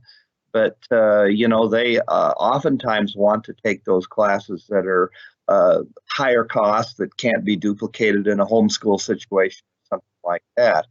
And we need to be available. We are public schools. When a child comes, we need to be available for them. But by the same token, there's be some onus on the parents to make those arrangements. And transportation would be one of those, in my opinion. Mr. Chairman, this is Trustee Johnson. Trustee Johnson, please. Mr. Stans, can you answer a question for me around giving me a general idea of what the dual enrollment classes include? Is it just extracurricular style activities like art, or is it more expansive than that? So, Mr. Chairman and Trustee Johnson, that's a really good question. Again, I'll just speak for the other region directors, and again, my experience as a former high school principal. So I would have dual enrolled students for a myriad of classes. Sometimes it was for select elective classes like choir, or even our professional technical classes. We'll have students that want to take those. At the elementary level, at least in my experience, I've had parents want to dual enroll for, core classes, so math, reading. It just depends. But at the high school level, if I were to, really pinpoint it down on classes, it's usually like the elective classes, because most of these students are in a online / homeschool type of situation, and you typically do not get the elective course offerings that you would at a comprehensive high school. So those are the classes that they tend to take advantage of in dual enrollment. If that answers your question there. Yeah, it does. Thank you. One specific is, do you see a number of them in AP classes? Mr. Chairman and Trustee Johnson, I can only speak from my own experience. AP classes really aren't jumping out at me. The only thing I would say, though, is those are classes that are in high demand, just like many of the professional technical classes, pardon me. And again, our full-time students get preferential enrollment for those courses. So I'm sure we've had students in AP classes, but I will say those classes tend to run a little bit on the large side. And so I could see dual enrolled students not being able to, attend those, only because they're very, they can be very popular. And there's only so many sections that we offer of those classes, as opposed to PE, general choir, and some of our general art classes. But I don't have specific data in front of me right now to be specific. That's good enough. That's a plenty of, just kind of gives a good general direction. Just my comment is that I think we walk a fine line when we don't refer to Idaho code when we can in our policy, because if we look more restrictive in our policy than Idaho code, I think that sets us up in a bad spot. So I would encourage us to adjust the language to represent, or at least refer to, Idaho code.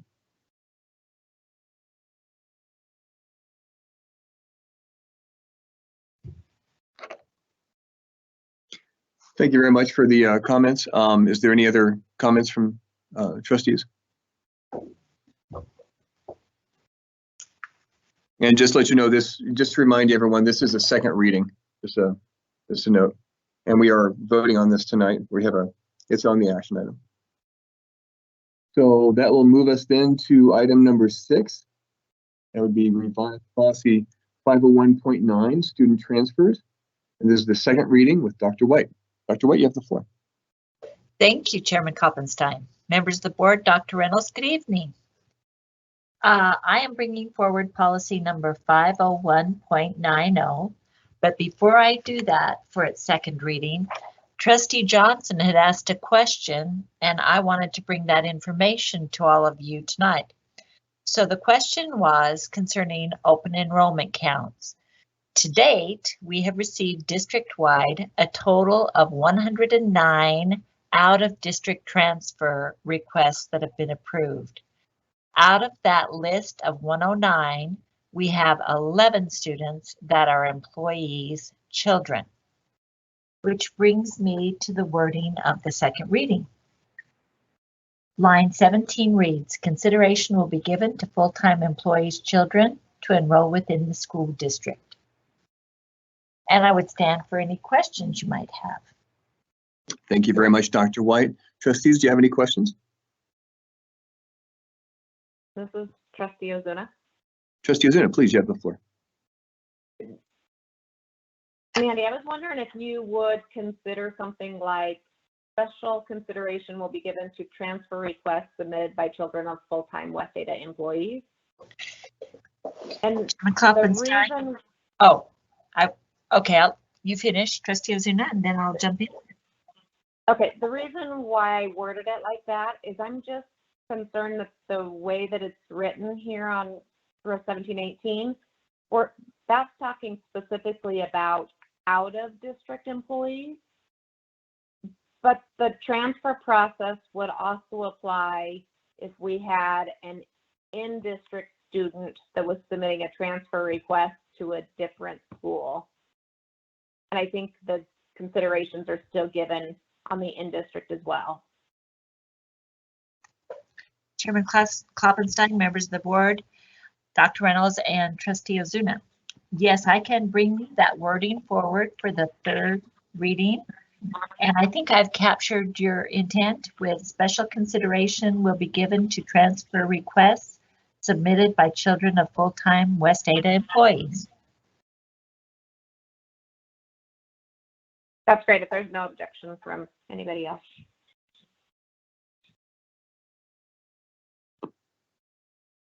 Any other questions? Dr. White, thank you very much. Thank you.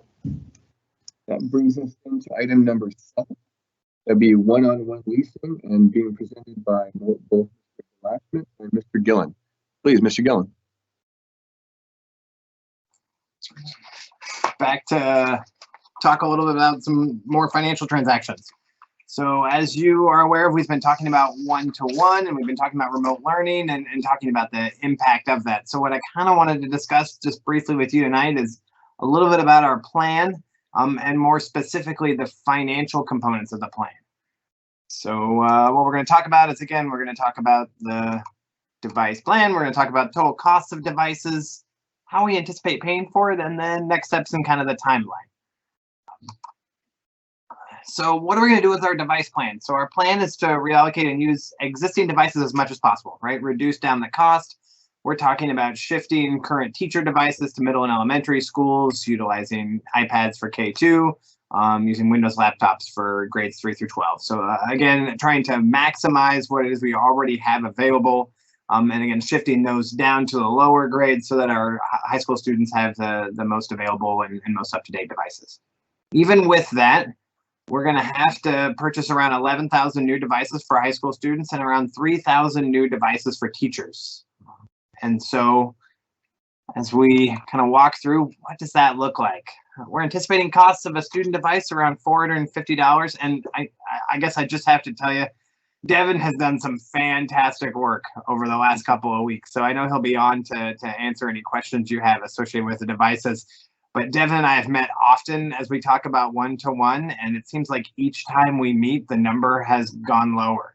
The device requirements haven't changed. What's going to be in the device hasn't changed, but Devin has been able to negotiate a lower dollar amount. So it's actually one of the fun budget meetings that I get to have, is when we talk about what we're able to do and how we're able to leverage what it is we do for kids. So again, student devices, we're talking about $450, new teacher devices around $700, and then we have some other costs associated with cases.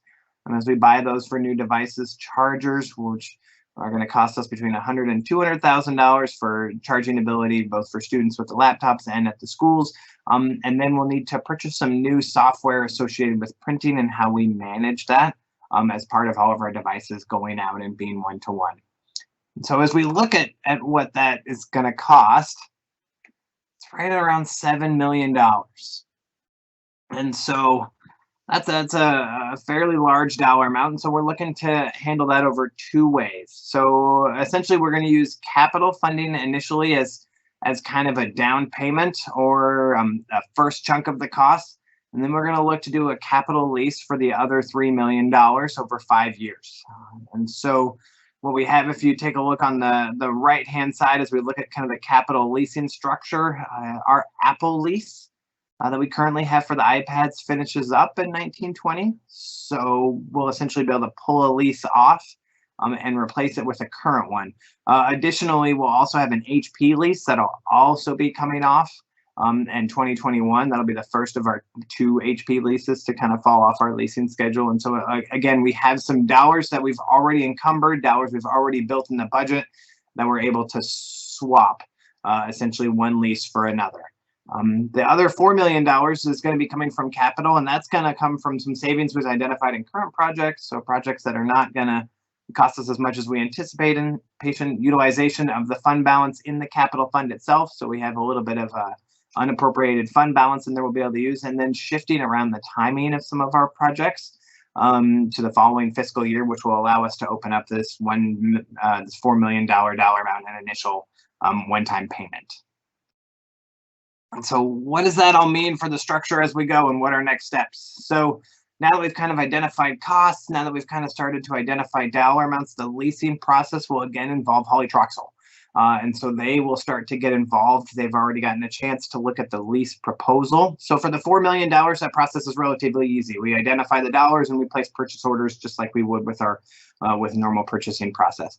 But in this case, for the leasing structure, there are some steps we need to walk through, and we'll need legal counsel to be involved with that. And so the plan would be we'll bring lease documents back to you for approval on June 9th.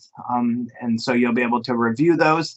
And then once we finalize lease documents, then we can start working with our leasing company to procure the actual product. So I just kind of wanted to give you a heads up of what you're going to start seeing and how it is we're going to use these devices to help meet our remote learning initiatives and the one-to-one, and then again, how we're going to pay for this and allocate it all within the budget. And with that, Devin and I can stand for any questions that you have. I would like to, I'd actually like to start this round. Was curious, are you seeing some additional costs for 3 things? 1, management of the devices. I'm assuming keeping track, things like that. I'm assuming that might be additional cost for software. 2 was additional cost for employees to install, maybe temporaries, to install software to to reclaim damaged units. And then 3 also, what kind of insurance impacts might we be looking at for this? Thank you. Chairman and trustees, I think I'm going to have Devin, since he's been doing a lot of the negotiations, snag those. Devin, you want to share? Chairman Klopfenstein, this is Devin DeLashman, CTO. As far as managing the devices, there are no additional costs for managing the device, specifically for a per device licensing fee. All that's already embedded within our current cost structure, so there's no additional cost there. Obviously, there is going to be additional overhead from the management of having these additional devices in our system. Thankfully, our ratios and our work that we've done in the last few years of getting at least 1 device for every 2 students have let us build a number of best practices and put those into place.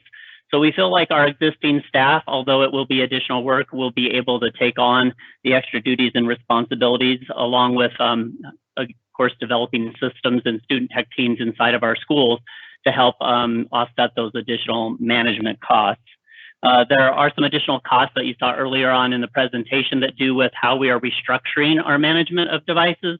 We'll be moving to a new management structure called Intune that again is already embedded within our current cost structures.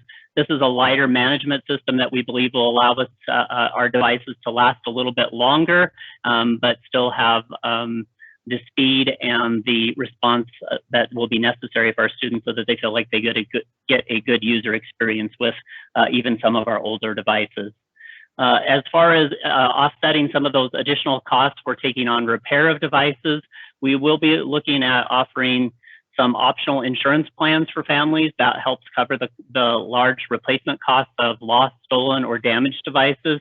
And we are working on numbers to see how that might help offset and balance some of the additional costs for repair and maintenance of devices.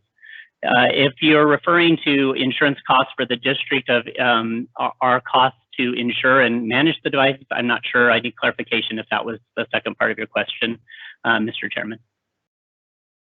Thank you. I was actually curious, Mr. Lashman, if you're going to have to hire additional people. I think that's what I was referring to. And then just cost of insurance. If we're looking at higher insurance premiums because we're going to a much higher unit count. Chairman Klopfenstein, I can address the hiring of additional staff. At this time, we don't believe we will be hiring additional staff. Honestly, the budget just doesn't allow for that. So we'll be looking to take on this extra work with the people that we have in place. And our team will balance that. Our hope is to take advantage of also student technology teams inside of our secondary schools to help us manage some of the devices and help us deal with some of the additional overhead with having so many extra devices. And finally, I was just curious, thank you. And I was finally just curious about one other thing. In the previous presentation that Mr. Gillen had given, we're looking at potentially some significant reductions in income. And if the levy does not pass, one of the concerns I have was actually losing staff, and was curious, is this, if we approve this June 9th, would it be contingent upon that levy being approved? Chairman and trustees, I can take that conversation. So the funding streams we're using in the at least with the 7 million would all be associated with items that have already been taken into account as part of the budget. So the $4 million is already a portion of capital, so that won't be impacted by either the loss of the supplemental levy or the budget changes with the state. And then we've looked at the leasing structure, and even with our reduced budget, we'll be able to manage through these costs through utilizing what do we have in the 245 fund and using the capital funds that Devin is allotted associated with the capital funding he receives. So we're not trading people for computers, is that correct? No. This will not be impacted based on staffing, Chairman and trustees. No, this is not a staffing discussion. There would be staffing discussions, as you saw during the budget process, if we run into a situation with the supplemental levy, and that'll be separate from this conversation. Excellent. Thank you very much. Any other trustees with questions? Mr. Chairman. Trustee Smiley. Yeah, thank you, Mr. Chairman, and Mr. Delashment and Jonathan. Do you have any kind of a feel, as you know, we distributed out an awful lot of devices especially to our high school kids. Are you getting any kind of a feel for the condition of these devices as they get turned back in? Because, high school kids are notorious about using and abusing things. And I just want to make sure that, our devices are, what you're hearing about our devices coming back in one piece, what we're going to have to do as far as repair, replacement, re-imaging, and so forth.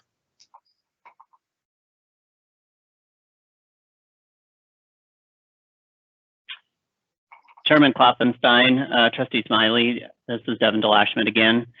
I have not seen the repair or the returns for the devices that we issued for the remote learning opportunity that we presented to students this spring. I have heard that we have had a few devices that have come back that have been in poor condition, but what I can speak to more directly is our repair rates over the last few years, which have been, I think, a very modest, between 3 and 6%, depending on the year, for damaged and repaired devices, and those are a warranty repair. So those represent devices that may have other issues with them that may not have been damaged to inappropriate use or damaged by a use to a student. So I think our students and our schools are very good at establishing responsible use, at least for the devices that are in schools. We do expect that damage rate to go up as devices go home, but it's still too early to tell what's happened with the devices that are just being returned now. So I don't have that information, but I certainly could and can provide that additional information as we move forward. We are anticipating and evaluating plans in our cost analysis that would allow us to purchase for the first 3 years of a device what's called Advanced Device Protection, or ADP. This is a type of warranty that allows the device to be repaired in that first 3 years as many times as is needed and for almost any purpose that is needed. So for example, accidental damage, all those kinds of things where somebody accidentally spills water or a pop on a keyboard, a device that gets accidentally dropped, all of those things could be covered. So we're looking at how we might be able to insure or provide a insurance program that would help us cover those costs so that we can ensure that we get a reasonable use of life from devices that we purchase for these programs. Now, in a situation like that, thank you, Mr. Chairman. Mr. DeLashman, if it was, say, where a student, say, dropped the computer on a hard floor and it broke, is that something to where, is there any student responsibility for that? Is it shared, or is that pretty much the district has to go in or use a insurance? And does that add any additional cost? Chairman Klopfenstein, Trustee Smiley, we are looking at setting up a optional insurance program. So for $25 a year, every year a family could purchase optional insurance that would cover the repair of a device that was, say, dropped and either had a cracked case, cracked screen, keyboard, keys were accidentally came off the keyboard, or the keyboard was damaged. All of those things would be taken care of at no additional cost to the family. And the self-insurance program would basically cover those costs. Every time an additional cost or repair is done for a device that's already been through its initial repair, a first repair, second and third repairs are typically covered at a copay of $20 a repair, and that helps offset those long-term costs. And that we think that will be a great way to help manage some of those additional costs and expenses and those additional breakage rates that we may find with students taking devices home. Our research is showing that, of course, there are insurance programs that you can officially purchase and provide to families, but what we find is that self-insurance programs that are run by districts around the nation and by those even in Idaho, that the self-insurance programs help keep those premiums really low for families, and that those funds can be self-sufficient if managed properly. Thank you, Mr. Chairman. I would fully agree with that. Thank you. Thank you very much. Any other questions for Mr. Chairman? Yes, Trustee Newhoff. Yeah, thank you. My first question, I guess is just my own ignorance. I was wondering if you could explain a little bit more, perhaps Jonathan could explain a little bit more what he means by the capital funds. Are these IT capital funds specifically that you're talking about, or are they, plant levy funds? I guess I'm a little bit confused what that revenue stream is. Chairman and trustees, thank you for the question. They'd be plant facility funds, so yes. Okay. Yeah. All right. Then my other question is, it sounds like we're going to be, under this plan, providing a mix of older hardware and some newly acquired hardware, which could present some equity differences. I mean, is that something we need to be concerned about? Is there some plan there to address that? I mean, because we all know if you're working on an older machine that's slower, it's a lot harder to do your on it.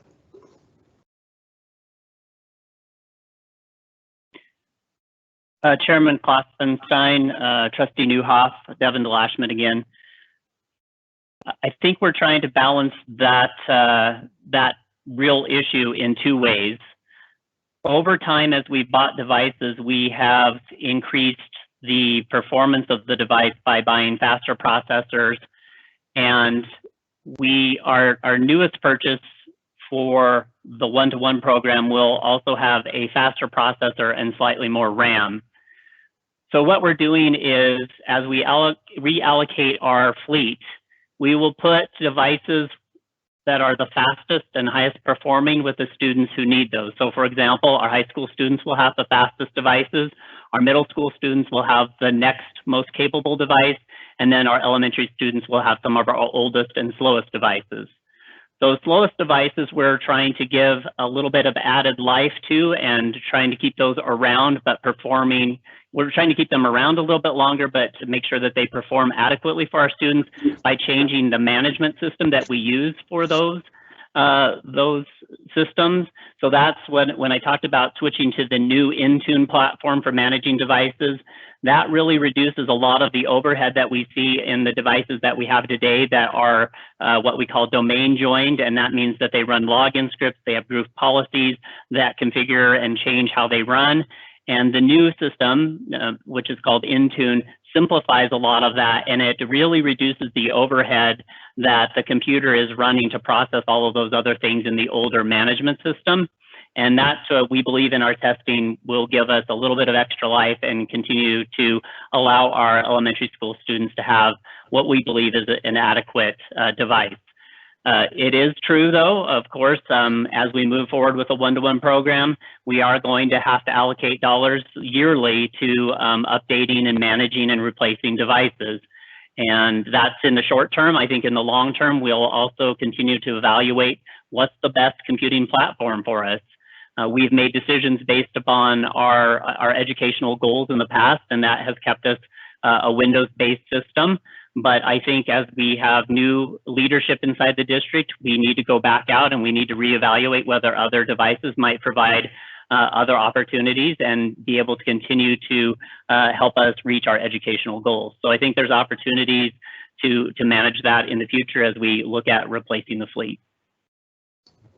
Thank you. Any other questions? Yeah, Mr. Chairman, this is Trustee. Oh, go ahead, Renee. Trustee Johnson? Trustee Johnson, I can go after you. Okay. Thanks. Devin, this is actually, I don't even know if it's really for you, but what I think you guys have outlined a really good way to get to a one-to-one, which is much appreciative. And it's one of the steps in the process. But the technology is really the mechanism or the tool. It's actually the tool for delivery. What I'm struggling with, and I think Trustee Newhoff had kind of started down this path, is what the actual curriculum that goes on the hardware is going to look like and how that's going to work, because it's hard to really understand and get to the right decision point when you only have part of the equation. And when I think about elementary kids in particular with older devices that might be slow, they're also the population that has the least ability to troubleshoot. So I want to understand, and I don't know if it's for you or Jonathan, but if we move this forward, how is this going to marry up with our curriculum and education delivery that we're going to put on these devices? And what's that going to look like?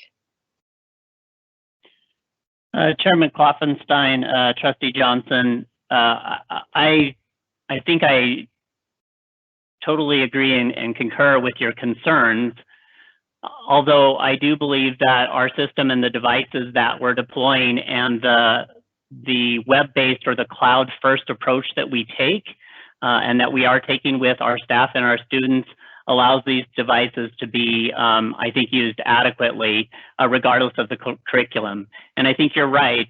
Despite all the concerns, if you think about the budget and all of the technology issues that go into planning something like a one-to-one, if you think about it, it's really the trivial part of it. Once we get the money allocated and we have those systems set up, and once technology starts addressing all of the management issues and builds the systems to support and maintain these devices, really the important work comes down to what teachers do with the curriculum and what they do with the devices. And I think it's not appropriate for me to address those questions directly, other than to say that's what makes, I think, our district so great, is that I'm part of the solution. and I work with those in the curriculum department to make sure that the devices we are providing to students in K2 and our lower grade levels 3, 5, and then up through our middle schools are adequate for what they're planning to do from a curriculum perspective. I think we've pretty carefully evaluated that, and I think that the fleet that we have today, I think will be sustainable for the next year or two. We're planning to have enough spare devices so that students can get access to everything that they need. Our iPads, which will be deployed in grades K through 2, are not the newest iPads, but they're certainly sufficient. They were just purchased 4 years ago, and they're going into their 5th year of service. And I think that they will provide more than an adequate solution for students in those younger grade levels. Our slightly older Windows laptops, like I said, in our testing, I've had staff members, I've had teachers, I've had people assessing our devices, and under our new management platform, I do believe that they'll perform sufficiently for what we need in the coming, in the near term. These devices, obviously, we will need to roll down devices and purchase new ones in the coming years to make sure that they don't fall too far behind. But I think we're in pretty good shape to take our first steps into one-to-one. And I would defer any other questions to our curriculum director or our assistant superintendent of teaching and learning if they want to address anything specifically around the curriculum. Chairman Klopfenstein, members of the board, Dr. Randalls, and Trustee Johnson, this is Mr. Heller. I'm happy to talk a little bit about that because I think what you're really addressing now is, we've been spending a lot of time talking about logistics around remote learning and one-to-one, but what does the teaching and learning side of that look like as we move into a one-to-one model? And we are talking about that all the time.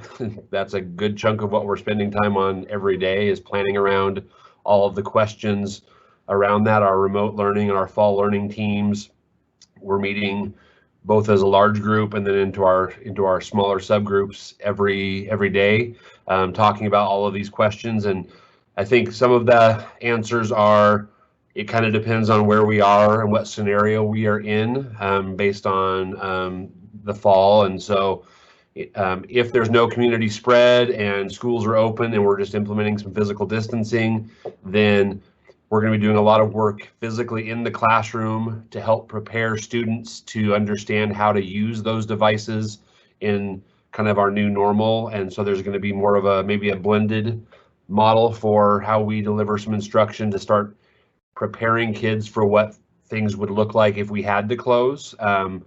And the idea behind that is kind of embedding that one-to-one device into the classroom on a regular basis. So if something happens where we do have to go into remote learning, we can quickly pivot and continue to provide teaching and learning at the high levels that we expect, and that kids now have an understanding of what those devices can be used for and the platforms that we're going to use. And so we are spending a lot of time talking about what does it look like to be an English teacher at various levels and provide teaching and learning using a classroom device, and now what's it look like when that kid is at home? So we're still trying to answer a lot of those questions. We're looking at what other districts have done in the past. Jonathan and I have been looking at what professional development do we need to provide this summer to start building some of that so it's ready to go in the fall, because it is more than just buying devices. It's the tool with which we are going to deliver teaching and learning if we have to close, if we have to go to a physical distancing plan where only half of our students are in the building physically on a day, just based on the different scenarios that we've been working through. The device is the thing that we hope will allow us to pivot quickly from being open to potentially having some level of closure and not have to lose instructional time, allow us to do more grading, more true feedback to students, actually move from kind of what some people would call like subsistence types of education, where we're just providing packets and work to students, to really going deep with learning, which is what our patrons expect, which is what West Ada expects for us to do to engage students. So our goal with one-to-one is to make sure that next fall we're able to do the things that West Ada expects when it comes to teaching and learning. And there's a lot of things we still have to work through on that. But I think we're getting really close to having a plan that makes a lot of sense. And then we're going to bring in a lot of different folks. We have focus groups coming in this week talk to us about our plan and to hear about our plan and give us feedback. And one of those groups, of course, is teachers, who will give us great feedback on the teaching and learning side of things. And then we'll just continue to work within the curriculum and instruction department to figure out what do those best practices look like. Thank you. And maybe this is where I'm challenged is, Devin, it's hard for me. I think you guys have done a really good job of getting us to a spot where we go, okay, getting one-to-one is not the challenge. The challenge is really how do we deliver the education, which is the first hurdle, right? That hurdle is, you've gotten us to a spot where we can jump that hurdle. The question in my mind is, how do you evaluate whether or not the hardware can handle the software if we don't have the curriculum software defined? Chairman Klopfenstein, Trustee Johnson, by and large, our devices that we've selected and that I need to emphasize are already currently in use in our elementary schools. Any devices that will be rolling down to our middle schools or our elementary schools are faster and more powerful than the devices that they currently have in place. So the selection of the hardware 3, 4, or 5 years ago was based upon the technology tools that we were starting to use at the time. Those tools are mainly focused on the Office suite and the use of a web browser.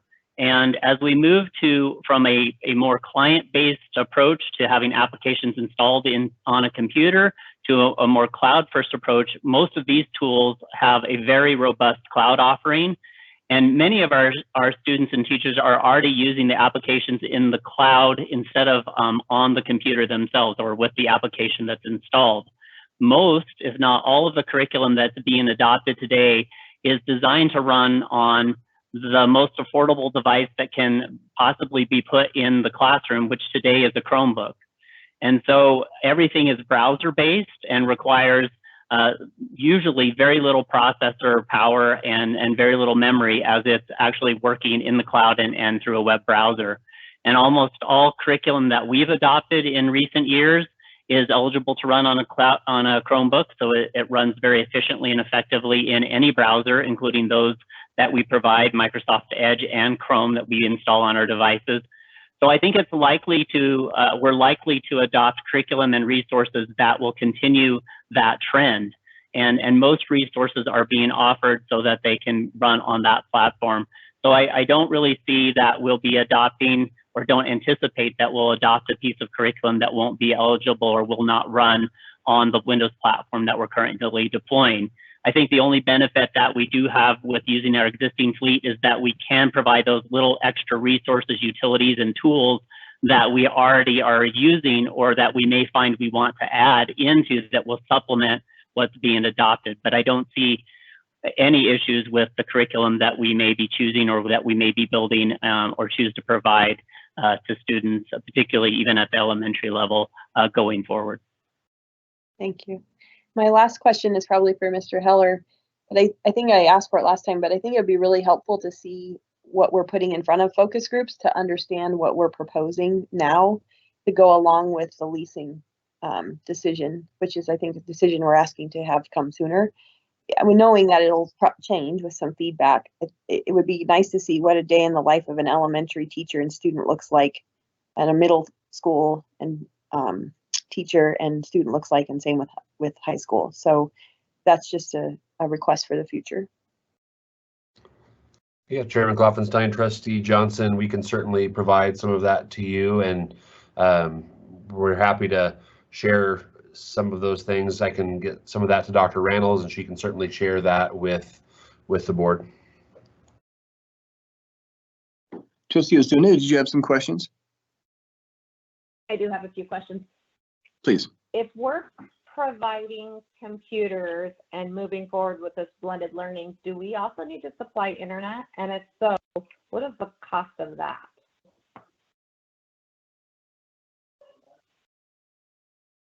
Chairman Klopfenstein, Trustee Ozuna, we have made the assumption that if we are providing the devices, that there may be the need to provide internet access for some of our students.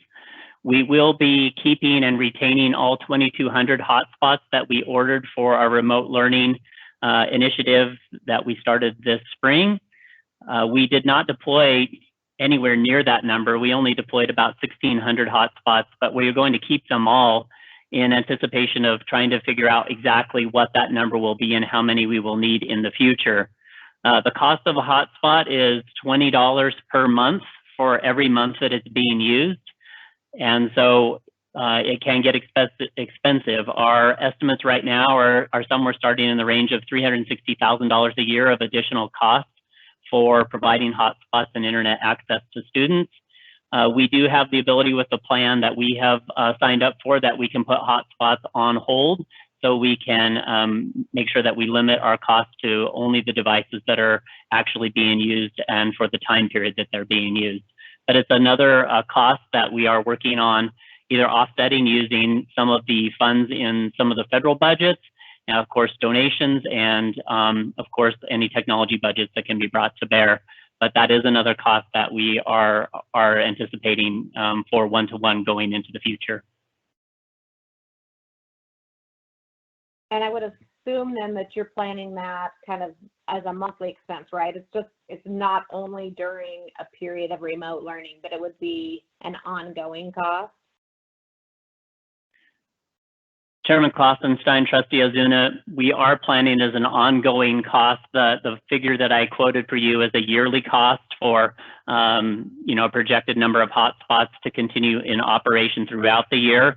We anticipate if students have the device that they'll use the device on a daily basis.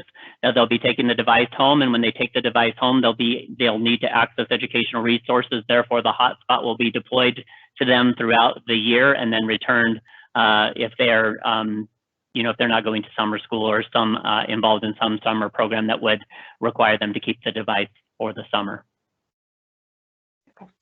My next question is around the timing of this. I'm assuming that, with the budget cuts right now and the push to move to one-to-one right now, it's really all around being prepared for the fall and if we have to go back into this type of remote learning, blended learning environment.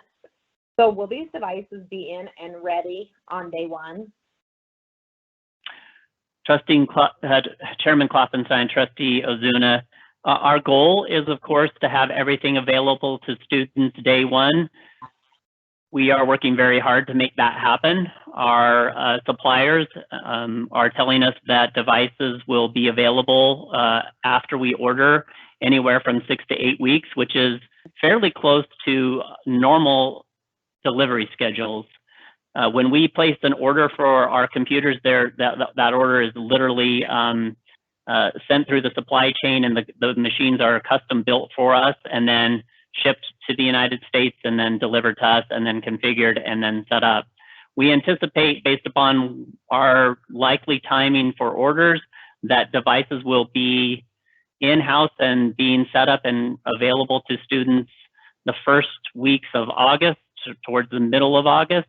So our high school students, since they will be getting the newest devices, will just be getting devices as school is starting up, is our hope. But of course, there are a lot of ifs and questions around that, but everything we're doing right now is working towards trying to make sure that all students have a device when school starts. And then if for some reason there's a delay in getting these, would you stop the process and wait for a better budget year? I mean, if they're not going to be available if for some reason they won't be available for fall usage, will there be a hold on that? Chairman Klopfenstein, Trustee Ozuna, based upon what I'm hearing now, I think devices would be available relatively early in the school year. I think, if our timeframes right now are saying that devices would arrive mid-August, having devices arrive in early September is just only a matter of a few weeks. So I don't think that would change our plans for going forward. And I don't see that, based upon what I'm hearing, that there are any reason that we'll expect long-term delays, that we would not be able to get devices, say, for example, until sometime in December. That was a concern when we first started down this path, but the supply chain and manufacturing and assembly has all returned to fairly normal states, at least for the devices that we're looking for. So I don't believe that that would be, that we're anticipating that there would be a delay or a reason to delay. My last question is around the $4 million that's coming from the plant levy. That's 25% of our annual plant levy amount. And I think it was stated that this is coming from savings on those projects, which is a pretty big amount for what we have for plant levy. So I'm just curious, are there projects that we were anticipating completing with plant levy that are not getting done or being postponed for steering $4 million to computers? Mr. Chairman, this is Joe. I can answer that one if you like. Thanks, Joe. Please go ahead. Okay, Mr. Chairman, Trustee Ozuna, Dr. Reynolds. So we did delay a couple projects. That was the remodel of the front office there at Joplin and Summerwind, and we have already seen some savings, or savings is probably not the right word, but some bids have started coming in below what we estimated the projects would cost. And so we're capturing those funds and putting them towards the one-to-one proposal. We also have an unencumbered fund balance in this fiscal year, so fiscal year 20, of I think just a little over $1.5 million that we can dedicate towards the devices. So in this fiscal year right now, we're probably close to $2 million just in some of the savings and some of the fund balance. And then we have other projects where we have budgets that are probably a little higher than we need for this fiscal year. And so we can increase those budgets for next fiscal year, where we'll receive another $16 million after July 1. So nothing's really being delayed except for the Summerwind and Joplin front office remodels. And then we're talking about reducing perhaps some building equipment allocations and a couple other items that are dedicated for next fiscal year to arrive at the $4 million. Thank you, Mr. Yocum. Thank you. Thank you very much. That brings us then to item number 8, moving on with the updates. And we are looking at we broke this down into 3 separate areas. And the first area on budget update will be Mr. Gillen again. Mr. Gillen, thank you very much for directing us through this, and I'd love to hear you. You have the floor. Chairman and trustees, thank you for the opportunity to visit. Essentially, I've covered all of the budget update. I think my presentation earlier was pretty comprehensive. I snatched all the data I have, both in 1920 and 2021, but I can stand for any specific questions that you have outside of information I covered or additional follow-up. Appreciate that. Thank you. Trustees, do you have any additional questions on budget issues for Mr. Gillen? This is Trustee Ozuna. Trustee Ozuna, please. I don't think we talked about the negotiations. Has that process started? Chairman and trustees, thank you for the question. That process, we're going to have our first meeting Thursday. So we are in process. Okay, thank you. Mr. Gillen, I actually had one quick question about timing, just as far as when is the next update from the state as far as whether we'll be getting, as far as what the final funding, we were looking at a 5% reduction now.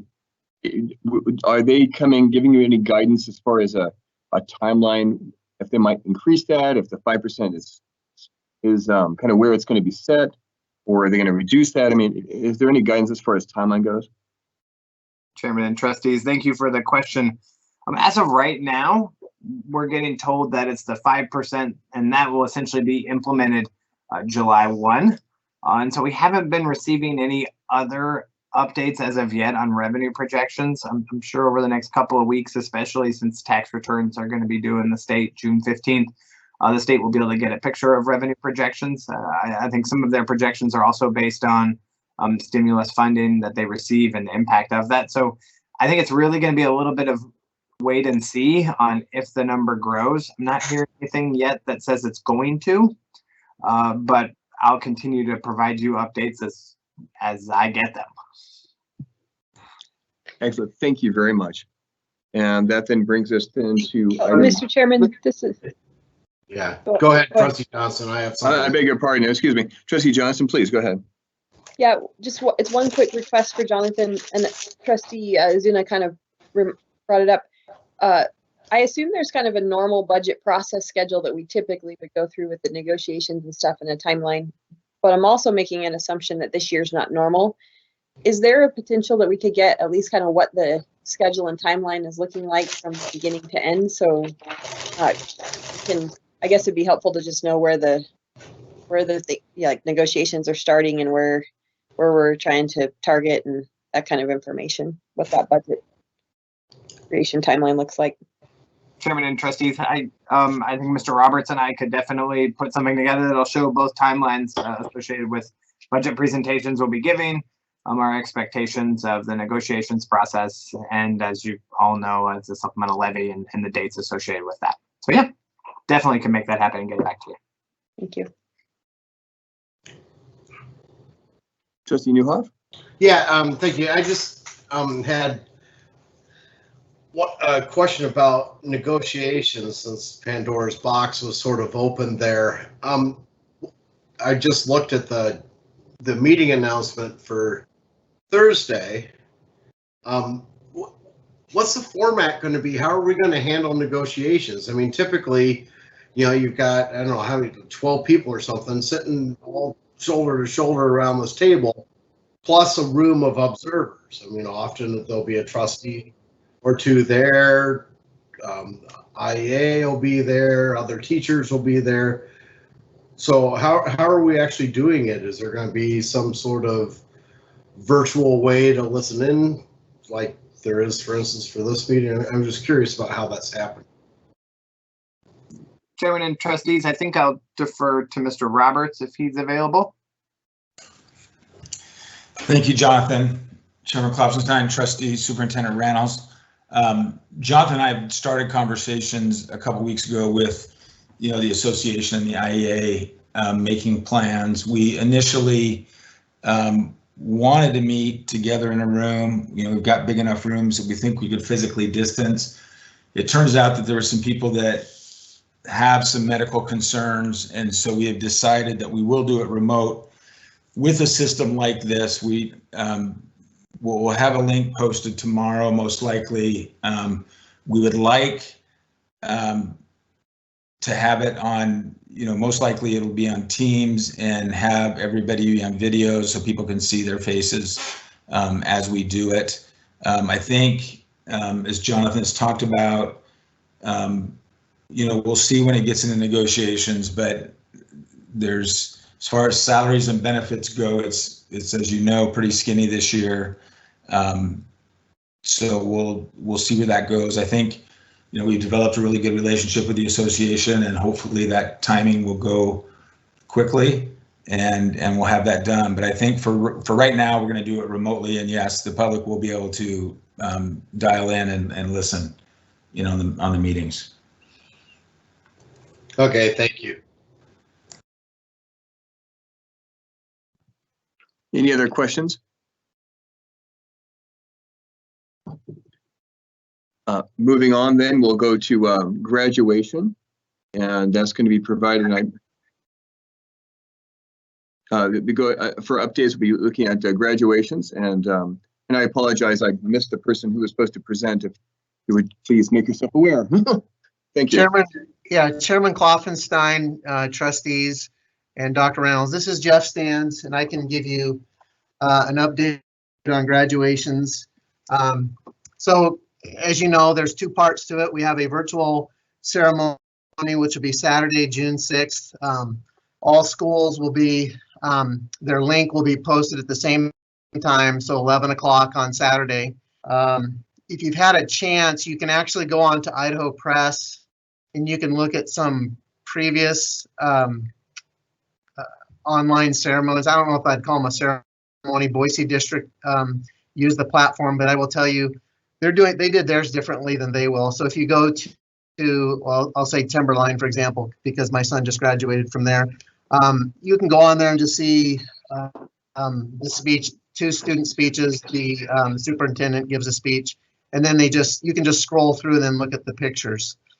Ours will be different. Our principals are putting together a PowerPoint that will have, the class being announced. There will be the national anthem being played. Dr. Randalls will be certifying the class. There'll be the student speakers, and then the students' names will be announced with their pictures, being presented with their names. It's a PowerPoint that'll be put into a video format, and then it'll be, online for people to view.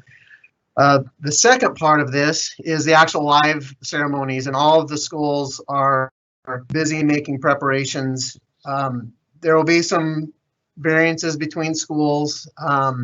Meridian High School is running theirs through their stadium. They're actually doing it in a 6-hour span in their stadium, where families come in with their student. They can go into the stadium, sit down, and their student's name is read, and they get their diploma. The other big high schools are doing theirs in the parking lot with a parade format. Again, they're getting out of their cars.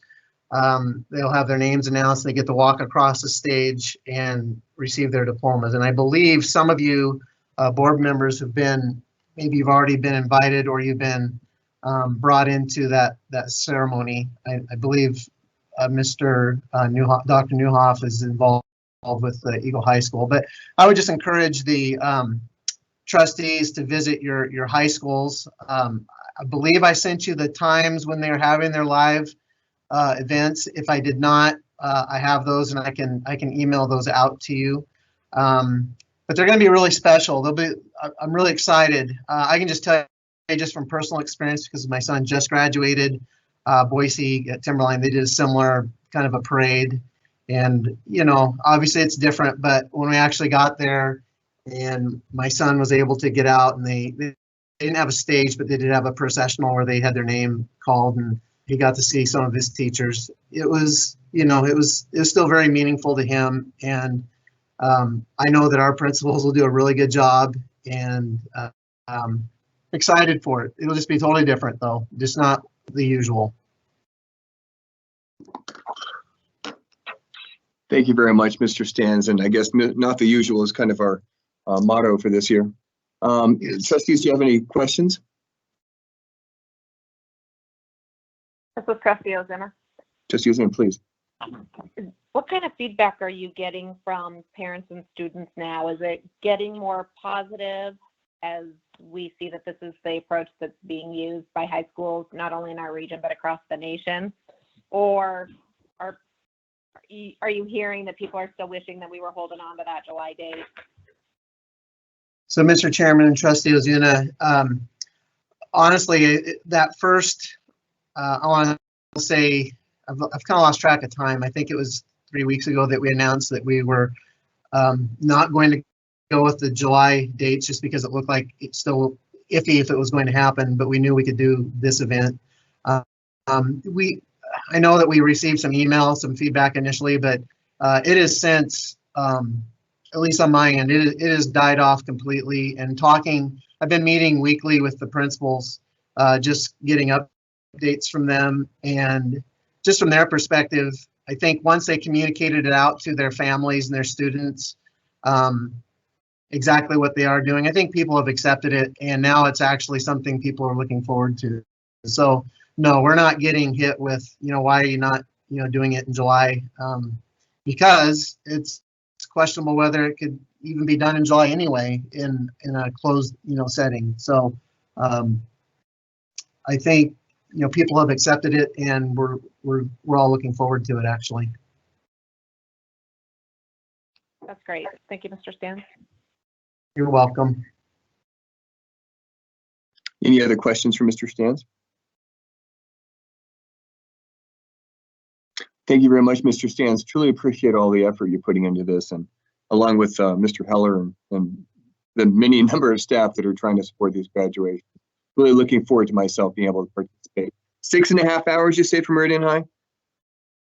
I have, Chairman Klopfenstein, I have, let's see here, Meridian High, 12 to 7. So yeah, 6 hours for their event. Well, I believe the others should take about 2 hours. You know, again, that's just an estimate based on number of kids, one car, possible traffic.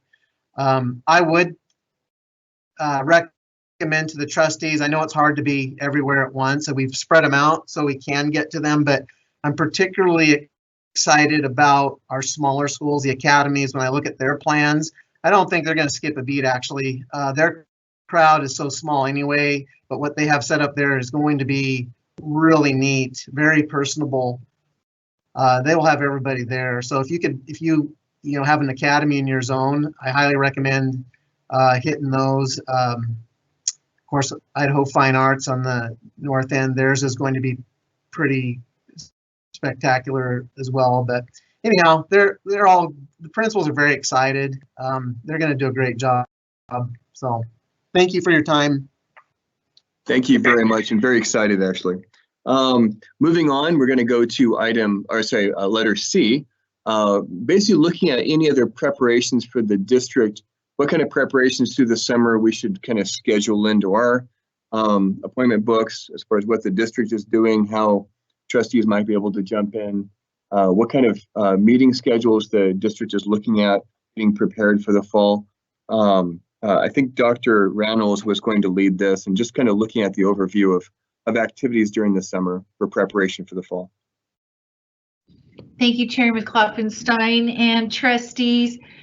It's interesting, the dual job performance issues we're dealing with. So we're trying to close school down for the year while we're getting ready for the summer, getting ready for the fall, and trying to have a crystal ball and predict every kind of scenario we can imagine. It has been very interesting in that we're meeting nonstop, and to do it remotely has been even more interesting. So we're learning good lessons. For this summer, we have a number of projects going on with our summer schools. Dr. White leads those. Exciting piece that we're doing with Mr. Myers and 25 teachers who are going to pilot a program this summer for blended learning, and we'll learn many lessons from that. And I think it might even help clarify some of the questions that were asked tonight. The other part of our summer, it won't end. It's very similar to what we're doing now, is that Mr. Nesbitt and Mr. Heller have a remarkable team of individuals who are working on what next fall will look like. And so, as you can imagine, all the millions of details that go into those pieces. For example, some of the big pieces that you've already discussed tonight, one has to do with one-to-one and how in the world we might be able to make sure that is in place, but it goes back to all those other questions that came up tonight. So that's just one aspect of it. How will we actually roll out that plan for teaching and learning? How will we take our current priority standards, proficiency scales, our common formative assessments, our materials, activities, all of the things that the teachers have designed in their PLC teams, and have those be available in class and online in some fashion that we believe will enhance learning, so that all the technology and all of that is a big part of what we're talking about right now. The protocols for opening in the fall, and with the just guessing that, well, what if we have to close and then reopen again? What does that look like? How are we going to communicate that? How are we going to keep it organized in terms of the next big piece, the scheduling? So will we be able to involve transport? So all of those questions, transportation, all of those questions about if we go to a model where half of the kids come in one day and the next day half those students are continuing their learning in a remote model while the other half of the kids come into the school. So we don't have the answers to all those questions, but we certainly we think we have all the questions, and we'll continue to work on that throughout the summer. For the trustees, I know you already set your calendar when we had the annual meeting, your reorganization meeting in January. So I know the dates for board meetings are already set for the through next January. So I don't know, Chairman Kloppenstein, if I've answered the question you were seeking an answer to, or if there's something else we can provide. Yes, it's the board retreat, actually. So I believe it's June 23rd. Is that correct? That is correct. That is correct. Awesome. Okay, just want to make sure that date gets out there for everybody. And Chairman Kloppenstein, I just want to reaffirm, we're looking at we're looking at June 23rd as the date for the board advance. Correct. Okay, very good. Excellent. And trustees, do you have any questions for Dr. Reynolds? I have a question for you, Mr. Chairman. On the June 23rd date for the board advance, are you scheduling for a half a day morning, a full day? I mean, there's some of us that just might need to prepare in advance for that. My apologies. What we're looking at right now, and I believe it's Clerk Newbold and I talked about that this afternoon, and we're still getting trying to get a definite time from the trainer who's going to be coming over, and so that's going to be a little bit up in the air. If you can just give us a day or two more, then I can get that to you. Okay, thank you. Great. Thank you, Chairman Kloppenstein and Trustee Ozuno. We were really hoping to have a tentative agenda and the plan in place, but as you can imagine, the lives of everyone continue to be disrupted with things that are going on. But tentatively, we would like you to block out the entire day of June 23rd. And based on guidance from the chairman, we will schedule half a day for board training and the other half of the day for the board to identify what you think the goals should be for next year based on everything we've learned together that we can incorporate into the continuous improvement plan. Does that sound right, Chairman Kloppenstein? Sounds wonderful. And because of our budget issues, everyone's going to have to bring their own peanut butter and jelly. Done. Mr. Chairman, on that agenda, are we looking to discuss our board protocols? Well, we've tried that approach for many times. I don't know. We'll see what we can do. It's been an ongoing thing for a year now. We can definitely, Chairman Kloppenstein and Trustee Johnson, when we asked trustees if you would let us know and if there were any specific topics you would like to have for your training, the only recommendation we received back was on board governance. So we can add board protocol as well. I think if I recall right, we had actually had a discussion about doing that at the advance when the board protocols came up on the agenda. So I think it'd be good. I agree with Trustee Johnson, and I apologize for not sending that in feedback. I thought that that was already part of the agenda. No, that's great. That's good to know. Wonderful. Well, we have a new Reynoldsism. I love it. Don't have all the answers, but we definitely have the questions. I love it. Super. Thank you very much. I truly appreciate Dr. Reynolds. Did you have anyone else have questions? Just to make sure I reached out. Mr. Chairman, this is Trustee Ozuna.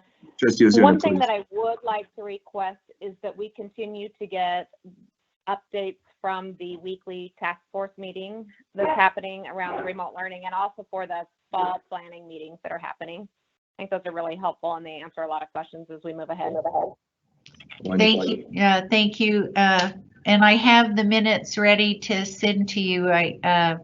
Hopefully, I probably won't get it done tonight, but I'll get the minutes from our meeting today sent out to you tomorrow morning.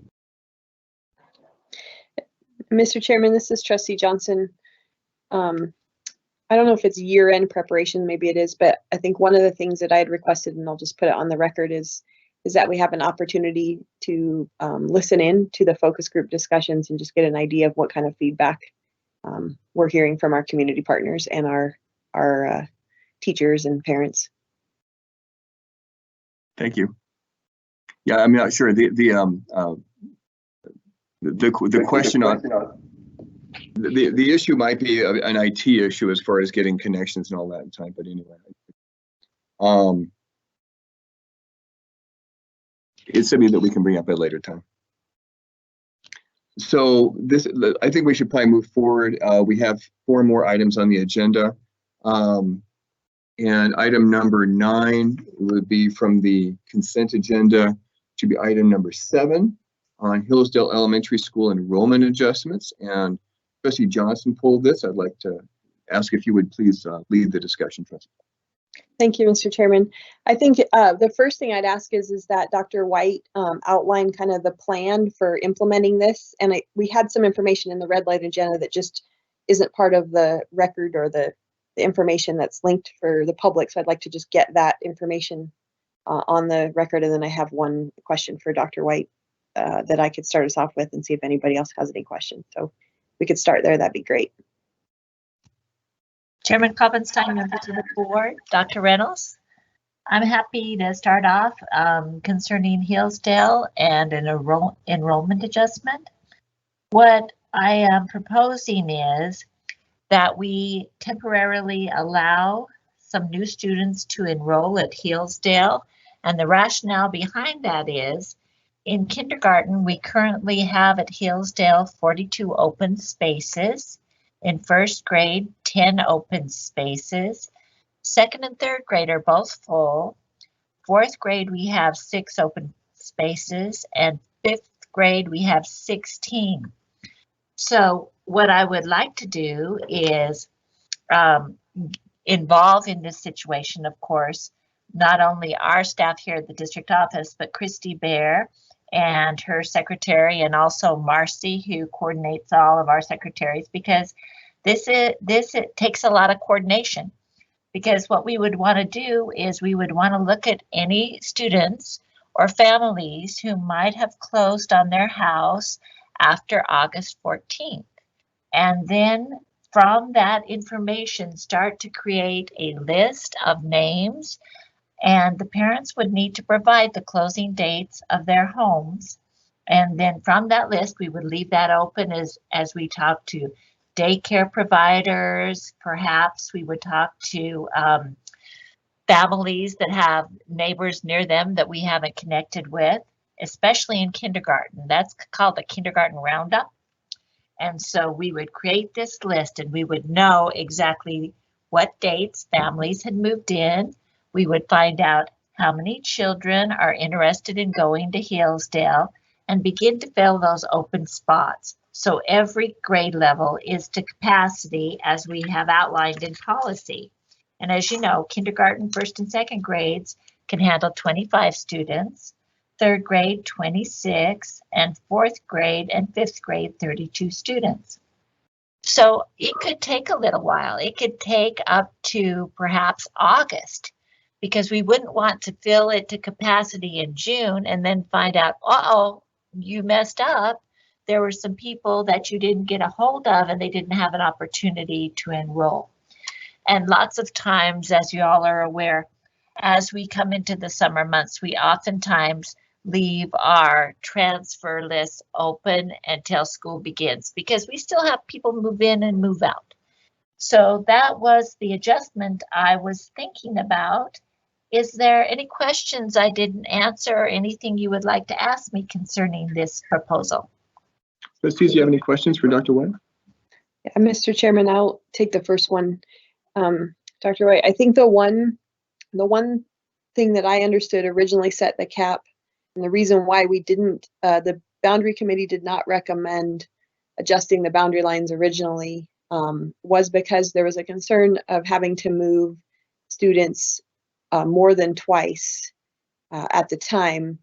And I guess what I'm wondering is, what we are going to have in this area is there are a number of subdivisions in the boundary lines of Hillsdale that are being built. And we're going to have some of those students that are currently enrolled at either Sienna or Silver Sage. If they are put into that transfer list and move to Hillsdale, that'll be a second move. And then if we adjust the boundary lines with a new elementary in a couple of years, that'll be a third move. And so I'm wondering if we're going to take that into consideration as we implement this. Chairman Kloppenstein, members of the board, Dr. Reynolds, and Trustee Johnson, I think this would be definitely optional for parents.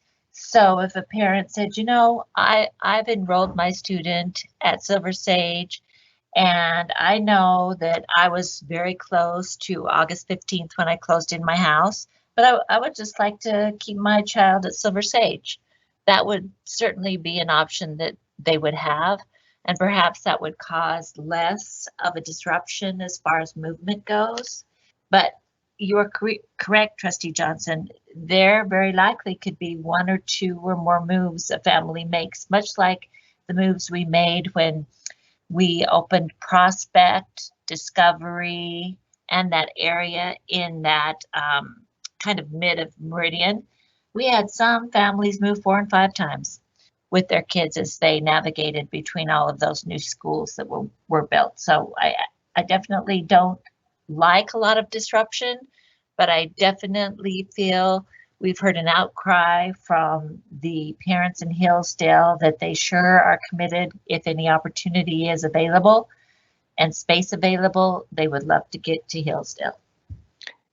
I think what I would hope is that we communicate specifically up front that there is a potential that your child could move again if we are able to build an elementary south of the freeway within their because that's my concern is that the discussion in the past around the boundary lines was that it was stopped because people were concerned about their child moving more than once or twice, and in this case it's definitely a choice, but in that choice there's also the upfront knowledge that depending on how the boundary lines get redrawn, you could be moving back to either a school you're coming from or a different school in the future. I just want to be very transparent about that up front. And Trustee Johnson, I totally agree. The more information you can provide parents prior to them making a choice, the better. And I do believe West Ada has always been a district that's very transparent. And I think those are wise words that you're saying to make sure parents know exactly what they're up against as they determine what's best for their families. Thank you. Does anyone else have questions on this item? This is Trustee Ozuna. Please. It's my understanding based on previous conversations that there's a plan to look at the boundaries for Hillsdale since the bond was delayed, and that may take place at the same time as the high school committee process, whether the same committee or different committee, I don't know, but in that timing. But would it make more sense to pull this up sooner and start to look at it now?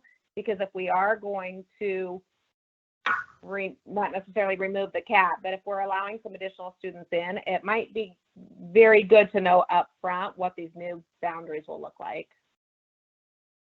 And that's really just a comment.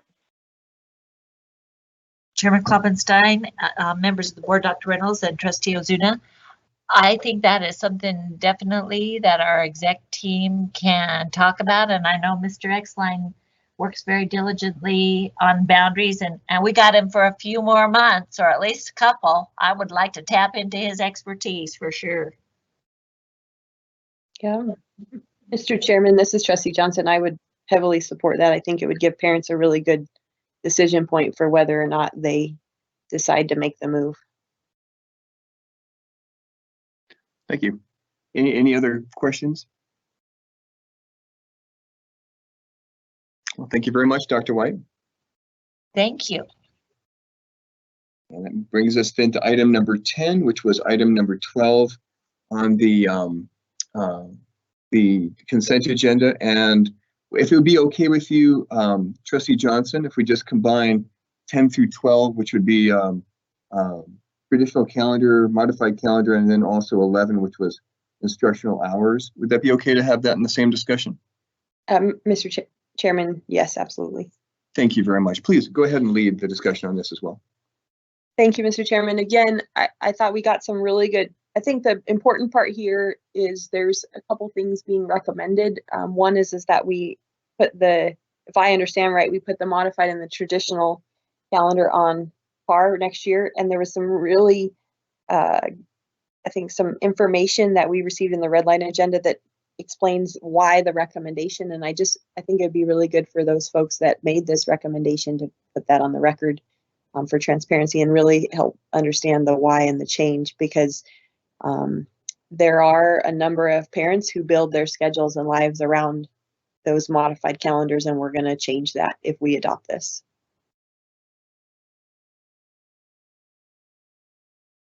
So I would look to the district staff that made the recommendation to explain and put the information that we received in a red line that wasn't public on the public record. Mr. Chairman. Mr. Yoakum? Yes, thank you, Mr. Chairman. Trustee Johnson. I will go ahead and read what was on the red line. And then we do have the 4 modified principals who are listening in. And when I am finished, if they would like to share any additional information, I would invite them to do so. So the proposal to align the modified calendar with the traditional for the first semester of 2021. That was proposed by the modified principals. We would return to the regular modified calendar for second semester. And the benefits are as follows. Number 1, consistency. In a situation that has so much uncertainty due to circumstances beyond our control, this action allows our district to create consistency and ensure decisions made for the school district this fall are in the best interest of all West Ada students, staff, families, and schools. Health, item 2, the district will be working with federal, state, and local education and health entities to determine the appropriate course of action for school in the fall. Ensuring all schools are aligned with the same start date and non-school days through the first semester will allow the best possible decision to promote the health and safety of our students, family, and staff. And the third reason was professional development. We anticipate there may be significant need for training and support as we approach the start of the next school year and into the fall. By aligning the remainder of West Ada schools, we can ensure that we are providing modified calendar staff with the most effective and targeted professional development possible. So at this time, I would invite any of the modified principals, if you'd like to add anything, please do so. Chairman Kloppenstein, Superintendent Reynolds, Trustee Johnson. This is David Jacobs, the principal at Pioneer School of the Arts. And I guess the background on this is that we believe strongly in the modified calendar. We think that it is a great option for our families. We appreciate the district leadership and the Board of Trustees having this as an option for our families. We believe it has a strong impact on students, on families, on our school cultures. And so when we were looking at going into this summer with this level of uncertainty and starting up before the traditional calendar and the potential concerns that could come up with the staggered start. Also, I appreciate listening in the last couple of board meetings, the amount of attention that has been given to the modified calendar and the situations that have come up from the closure and the equity of days and all of those factors that come in addition to what Mr. Yoakum just shared. I think that we saw the writing on the wall to some degree that it would be a benefit not only to the district, but also to our students and families to have the consistency of the same start time of the traditional calendar. And the reason we're looking at that is because we believe in this calendar so much and we want to ensure the long-term viability of that and not causing additional issues with this calendar having a different start time next year, that might support that. I am a parent of a modified calendar child as well who goes to Seven Oaks, and so I believe strongly in this calendar, both from a parent perspective and as a principal. And we just felt like it was a very proactive and rational thing to do because of the reasons that we've already shared. The modified calendar principals were all on board and discussed this. We collaborated with the district leadership. MEA was involved, or I'm sorry, WAEA was involved. We discussed issues with HR to ensure that there weren't going to be any major hurdles in this other than some of the foreseeable potential problems, as you alluded to, Trustee Johnson, about families who have scheduled their lives around the calendar, and that is the one area that we see some potential pushback, but hoping that they understand, just like our staffs did when we proposed that, this was going to be coming in front of the board. Our staff, while this wouldn't be the first option because they believe strongly in the modified calendar, they would wish that we could just start on the modified calendar as usual. I think they see that the benefits that we would reap from this outweigh the drawbacks and potentially protect this calendar in the long run.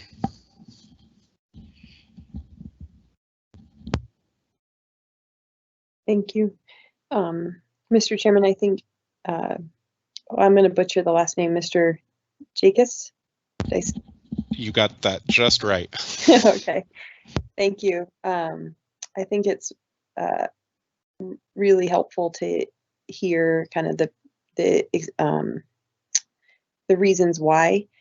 What I have a question, and maybe I don't know if you can answer for all the principals, is how will this then be rolled out to parents? What's the plan for that so that they can adjust? And then my other question, and I think this is probably for Mr. Heller, is one of the concerns I could see coming up is that it makes sense for this year and there's some reasons behind it.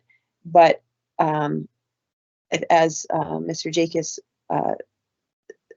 said, and I was a parent of a modified calendar student for a while, and there are some real benefits to that schedule, I agree. And so I think the parents that make the choice to put their kids there really do that for some reasons behind that calendar. And I want to make sure that we aren't anticipating this be a permanent decision. This is a one-time decision to support what we need to do to work through managing education in a pandemic crisis. So I just want to make sure that that's where we're headed. We're not heading in any other direction from a modified calendar perspective. Chairman Klopfenstein, Superintendent Randalls, Trustee Johnson, I really appreciate those words because I couldn't agree with you more, and it's the only reason why we brainstormed this proposal is because we did not want to continue to be that thorn in the side of this extremely complex situation that everyone's trying to navigate, and so in making these modifications, hopefully we can create some consistency. There are also those benefits of training and the district being able to make that single call. And so if you were to approve this, the plan would be that we would be notifying families as soon as possible so that they could factor this into their planning, and families that do have plans during that time, we are going to figure out a way to work with those families to ensure that they aren't penalized for having those plans. The communication includes a request for any families that have non-refundable, non-changeable travel plans during that time to reach out to the building principal as soon as possible, and we can work with them to figure out how we can mitigate any impacts there. We discussed that it wouldn't be held against them attendance-wise if that was the specific case for those families. I know many of them are holding off on plans more so than they would have in the typical lead up toward summer because of the current situation, and so I anticipate that being a smaller number.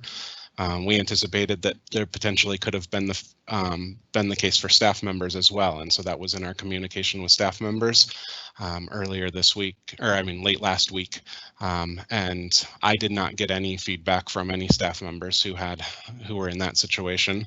So extrapolating that out, I would imagine that it's going to be a small number of families, hopefully, and that we can be really proactive in how we address that. Mr. Chairman.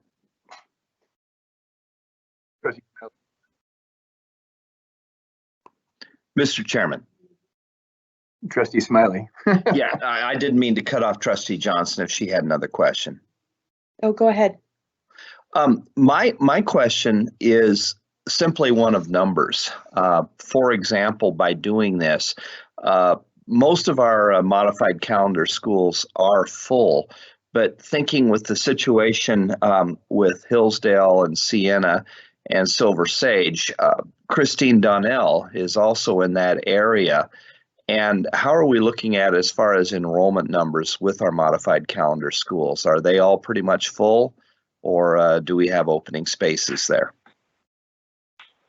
Mr. Chairman, Trustee Smiley, we are full at Spalding and Pioneer, but we are not full at Seven Oaks and at Chaparral.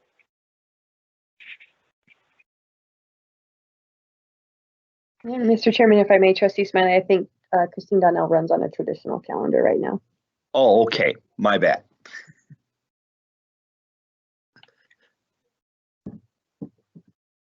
Excellent. Are there any other questions or comments? Mr. Chairman, I have one more question. Sorry. We're only proposing this for the first semester. The second semester would go back to the modified calendar. Is that correct? I just want to confirm that. I believe that is the language. Is that correct? That is correct, Mr. Chairman. Thank you very much.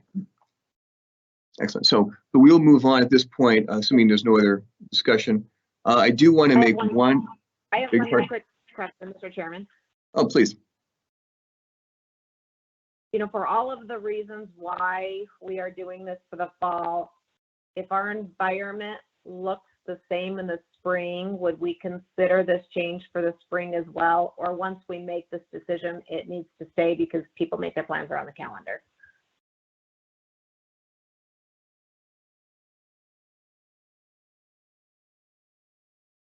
Mr. Chairman, Trustee Ozuna, this is the plan at the moment, and I know at the moment is where we all are with a lot of things, but if we did entertain changing anything for second semester, we would have to take a serious look at plans the families had made and consider that heavily before we propose making any further adjustments. So right now, there's been no discussion about potentially aligning modified with traditional for the entire school year. I think we'll just have to see what happens moving forward. Thank you, Mr. Yocum. Excellent. Thank you very much. And before we move on to the action portion of our agenda, I do just want to make a quick clarification. The red line agenda was provided this afternoon to trustees, and that did have the information that I'm looking at it right now, and it did have the information that that was supposed to be updated and is now public, and that is public information, and it has information on item number 7 and item number 13 in the consent agenda. So just wanted to make sure that is public information. It was made before the meeting, so just want to confirm that. That brings us then to item number, so brings us to the action portion of our agenda. Item number 1, I will stand for a motion on the levy rate reduction.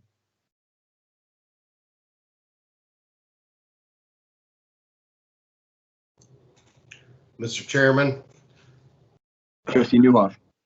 I move that we approve the levy rate reduction resolution. Mr. Chairman, I second. Thank you very much for that motion from Trustee Newhoff and for the second from Trustee Smiley. Is there any discussion? Seeing none, all those in favor, please say aye. Aye. Aye. Chairman is aye as well. Pass unanimously. Thank you. Sorry about that. Never know when people are talking at the same time. That passes unanimously. So that brings us then to item number 2 about bond resolution. I will looking for a motion on that. Mr. Chairman, this is Trustee Ozuna. I move that we approve the bond resolution. Thank you very much for that motion, Trustee Ozuna. Is there a second? Mr. Chairman, I second. Trustee Smiley with the second. Thank you very much. Is there any discussion? Seeing none, all those in favor, please say aye. Aye. Aye. Aye. Aye. And Chairman is aye as well. Thank you very much. It's unanimous. Brings us then to item number 3, bond redemption. Is there a motion? Mr. Chairman, Trustee Smiley. I would move that we adopt the bond redemption resolution. Thank you very much for that motion. Is there a second? Second. Trustee Newhoff with the second. Is there any discussion? Seeing none, all those in favor, please say aye. Aye. Aye. Aye. Chairman is aye as well. Thank you, unanimous. Thank you. Item number 4, revised policy 502.5. Is there a motion? Mr. Chairman, this is Trustee Johnson. Please, Trustee Johnson. I move that we approve revised policy 502.5 alcohol, drug, and tobacco. Thank you very much for that motion. Is there a second? Mr. Chairman, I second. Trustee Smiley with a second. Is there any discussion? Hearing none, all those in favor, please say aye. Aye. Aye. And Chairman is aye as well. Did I hear 4 ayes? Is that correct? 5. Aye. Okay. Aye. We're all aye. I apologize. And Chairman is aye as well, so it's unanimous. Thank you. Brings us into item number 5. Is there a motion? Mr. Chairman, this is Trustee Johnson. Trustee Johnson? I will defer to Trustee Ozuna if she wants to make the motion. Oh, you're fine. Thank you. You guys are too nice. Who's gonna make the motion? Okay. Mr. Chairman, I would move that we adopt revised policy 501.92 dual enrollment with an adjustment to refer to Idaho code in the transportation section. I'll second. Okay, so hold on. So I just want to make sure I understand. So you're saying you want to refer to Idaho code in the transportation section? Yeah, the section that we discussed where there is an Idaho code, a statute already that outlines what the transportation requirements are. Okay, I just want to be very clear about the changes to the that you're proposing. So if I may make a suggestion, I did look up the legal language on this, and it might not be as clear as you think. And so I would maybe make a suggestion. Obviously, we have a motion on the floor, but it may not be as clear as you think. It may be better to postpone the vote on this than it would be to continue forward. One of the concerns I had concerned the description of LEAs, and that when they talk about district, they're also referring to charter schools as their own district. And so that makes things a little more complicated. The language we have may not be ideal, but changing it, referring to the, without being more specific and referring to the, we may not get the results we're looking for is what I'd like to say. Mr. Chairman, if the second will concur, I can amend or change the motion to hold for review of that information. Yes, that works for me. Thank you. Okay, so Mr. Chairman, if I could revise my motion, I would move that we hold revised policy 501.92 dual enrollment to review Idaho code and concurrence or language around the transportation section. Excellent. So we have an amendment to the motion. So we're just going to have a brief vote for the amendment and then vote for the motion. Is that okay? Sure. Okay. So we're voting on the amendment for the motion. So all those in favor, please say aye. Aye. Aye. Aye. And Chairman is aye as well, so it makes it unanimous. That brings us into the motion itself, which with the amendment to hold, looking to rewrite the language. So all those in favor, please say aye. Aye. Aye. Aye. And nays? I'm going to vote nay on that. Okay, thank you very much. And Chairman is being no as well. That makes it three. Yeah, three.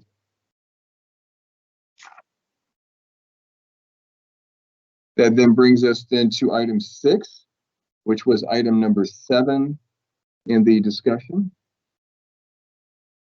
So I beg your pardon, item number 7 in the consent agenda. Do I have a motion? Yeah, Mr. Chairman, this is Trustee Johnson.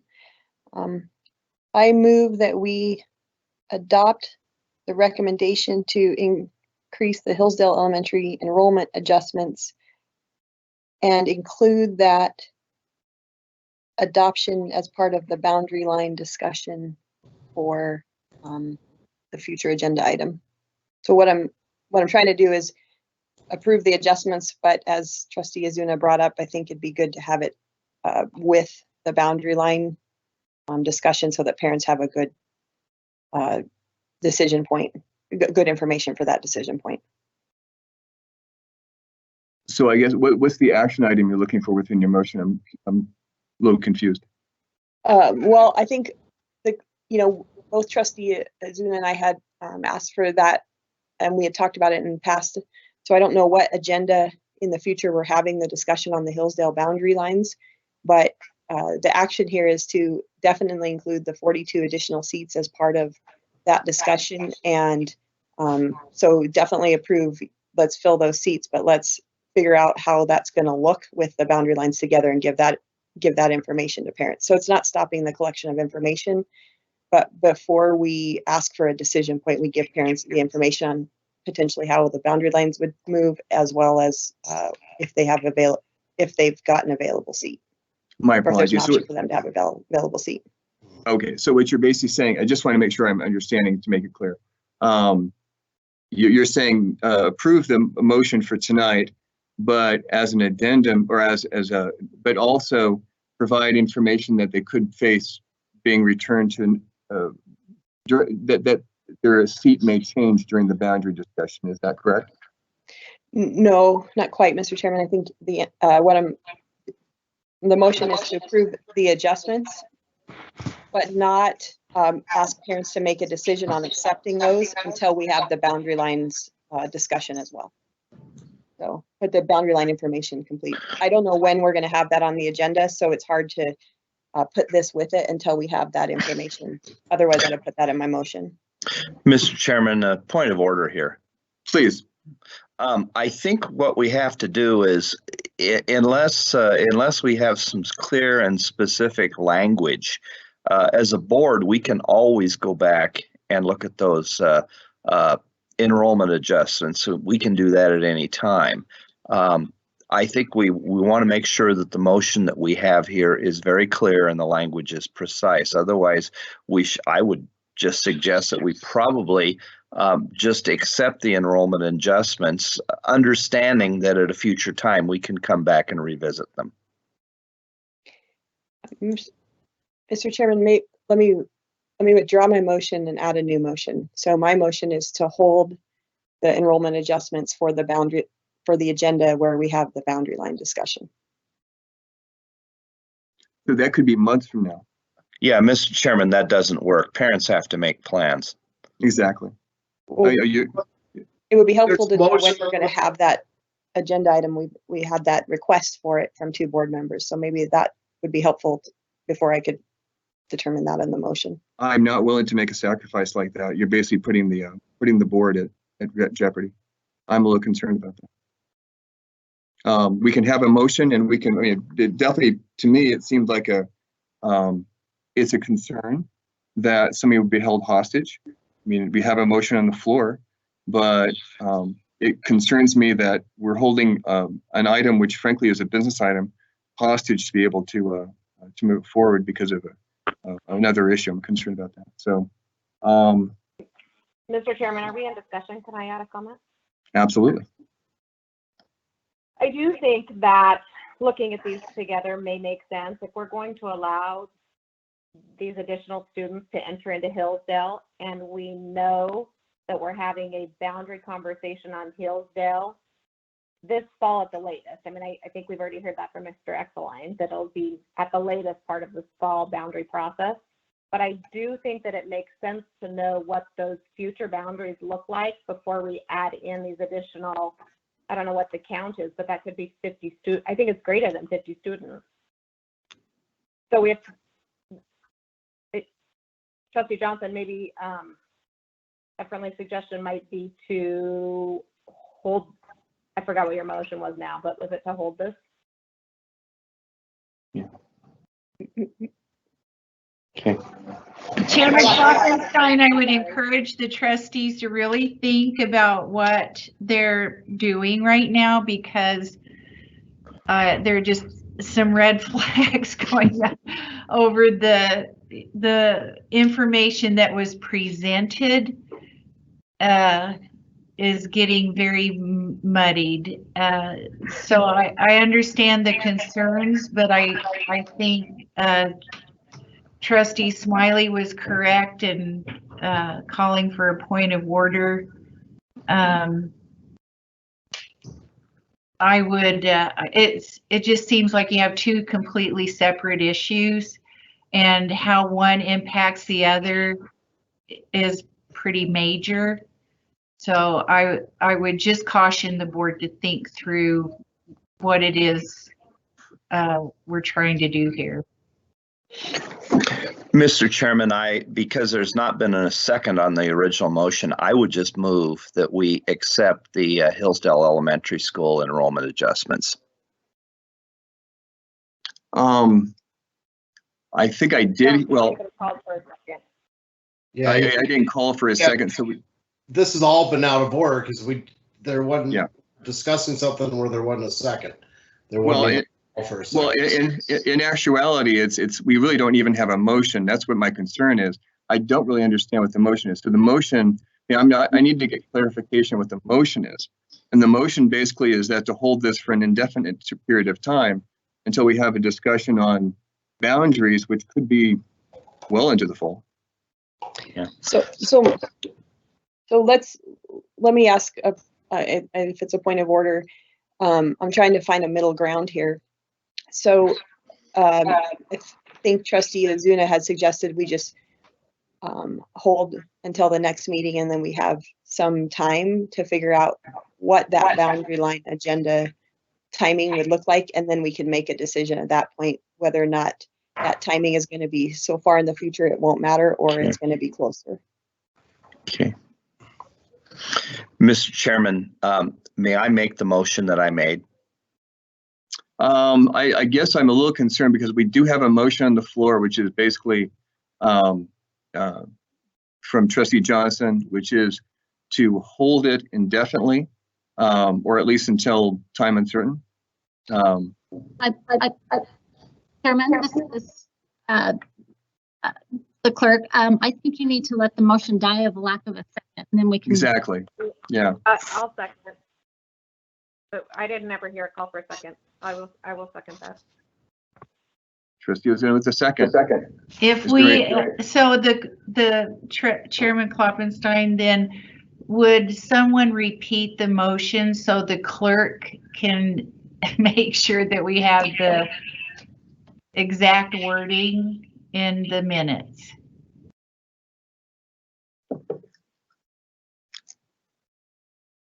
Trustee Johnson. Thank you, Mr. Chairman. So I think we're recording, so I'm going to hope that I say it exactly the same way, but the motion would be to hold the Hillsdale Elementary School enrollment adjustments and take this up when we have the agenda item on the Hillsdale boundary lines. Okay, so that's the motion. All those in favor? Is there any further discussion? Is there a second? Well, we have the second from Trustee Ozuna. Okay. So is there any further discussion? All those in favor, please say aye. Aye. Aye. All those against, please say no. No. Nay. No. So it dies 3-2. I will accept a second motion. Mr. Chairman, I move that we accept the Hillsdale Elementary School enrollment adjustments. Thank you very much for that motion. Is there a second? Second. Trustee Newhoff with the second. Thank you very much. Is there any further discussion? Yeah, Mr. Chairman, this is Trustee Newhoff. I appreciate what Trustee Johnson and Trustee Ozuna are saying. I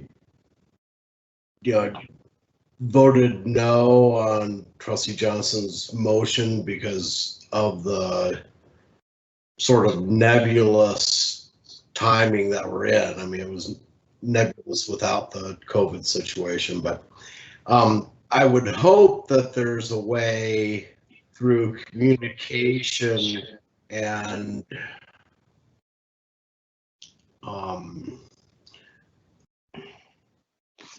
well, really largely just through communication to affect the sort of education of the patrons that Trustee Johnson spoke to. That there is uncertainty going forward in these boundaries. And in fact, really that should just be understood for all of our boundaries. So that's all I have to say. Yeah, I would actually like to reply to that. Trustee Johnson had asked me a while ago and to bring this up at a meeting, and being very public and very transparent. I told her that we didn't have time. I mean, here it is almost 10 now at these meetings that we would be able to entertain this. And I know staff is quite pressed. And so what I suggested is a June, July timeframe. And I'm committing to that. I've already committed to that. I've told her several times, and yet we're having this issue. So I don't appreciate the politics with the in the meeting. And I think I would really appreciate if we could pull back on that. We will have that discussion, but it's a board discussion needs to happen when staff is a little less chaotic, so they can support the discussion we're having. That's what I've asked that from the beginning, and I'm just hoping that we can continue that. To me, it seems like a better way. Mr. Chairman, this is Trustee Ozuna. Trustee Just Ozuna. to clarify, I'm the one that brought that up because if a conversation does happen in June, there might be time for these families making this decision to know what the boundaries look like. And that was my intention in bringing that up, is really for that additional information for parents in making those decisions. Chairman Klopfenstein, this is Mary Ann, and I hope I'm not messing this up, but the process the district has gone through for many, many years when it comes to redrawing attendance areas, it is a pretty solid one. There would be no changes in attendance areas for this next school year. It would be another year out.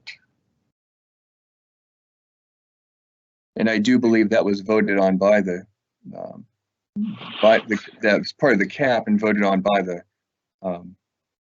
board. Thank you. So, Mr. Chairman, thank you. this is Trustee Johnson. I think one of the things that I want to make really clear is that my concern here is that we follow what we have historically said, which is that we tried not to move children more than 2 times. And so if there was an opportunity to put parents in a situation where they could make a decision around that, I would like to take that opportunity. If we can't, I understand that as well. But my sole focus is on making sure that the parents have the best information to make decisions for their families. I truly understand, and completely trust the focus of the district and the ability for them to reach out and their compassion to parents to try to let them know what they're doing when they say yes to moving over to Hillsdale. Any other discussion on this motion? Call for a vote, Mr. Chairman. I'm calling for a vote. So all those in favor, please say aye. Kate, point of order. What is the motion on the floor? Your motion. My motion. Okay. Your motion. Aye. Aye.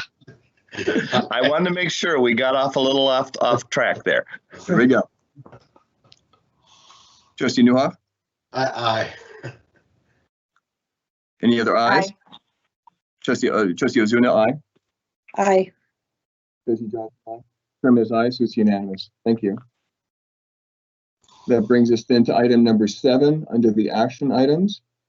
That would be item number 12, traditional calendar. Do I have a motion? Mr. Chairman, I move that we approve traditional calendar for the 2021 school year. Thank you very much, Trustee Smiley. Is there a second? Second. Trustee Newhoff with the second. Is there any discussion? Thank you very much. All those in favor, please say aye. Aye. Aye. Aye. And Chairman is aye as well, so it makes it unanimous. That brings us then to item number 8, which is item 13 for modified calendar.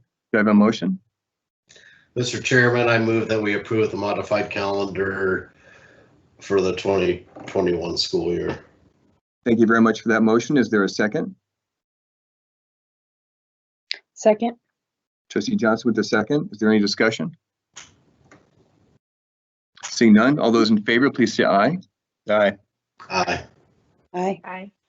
And Chairman is aye as well. Brings us into item number 9, which was item 11 under the consent agenda. Do I have a motion? Mr. Chairman, I move that we accept the instructional hours for traditional modified 2021 school year. Thank you very much for that motion. Is there a second?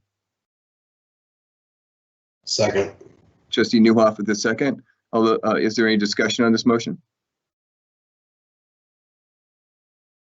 Seeing none, all those in favor, please say aye.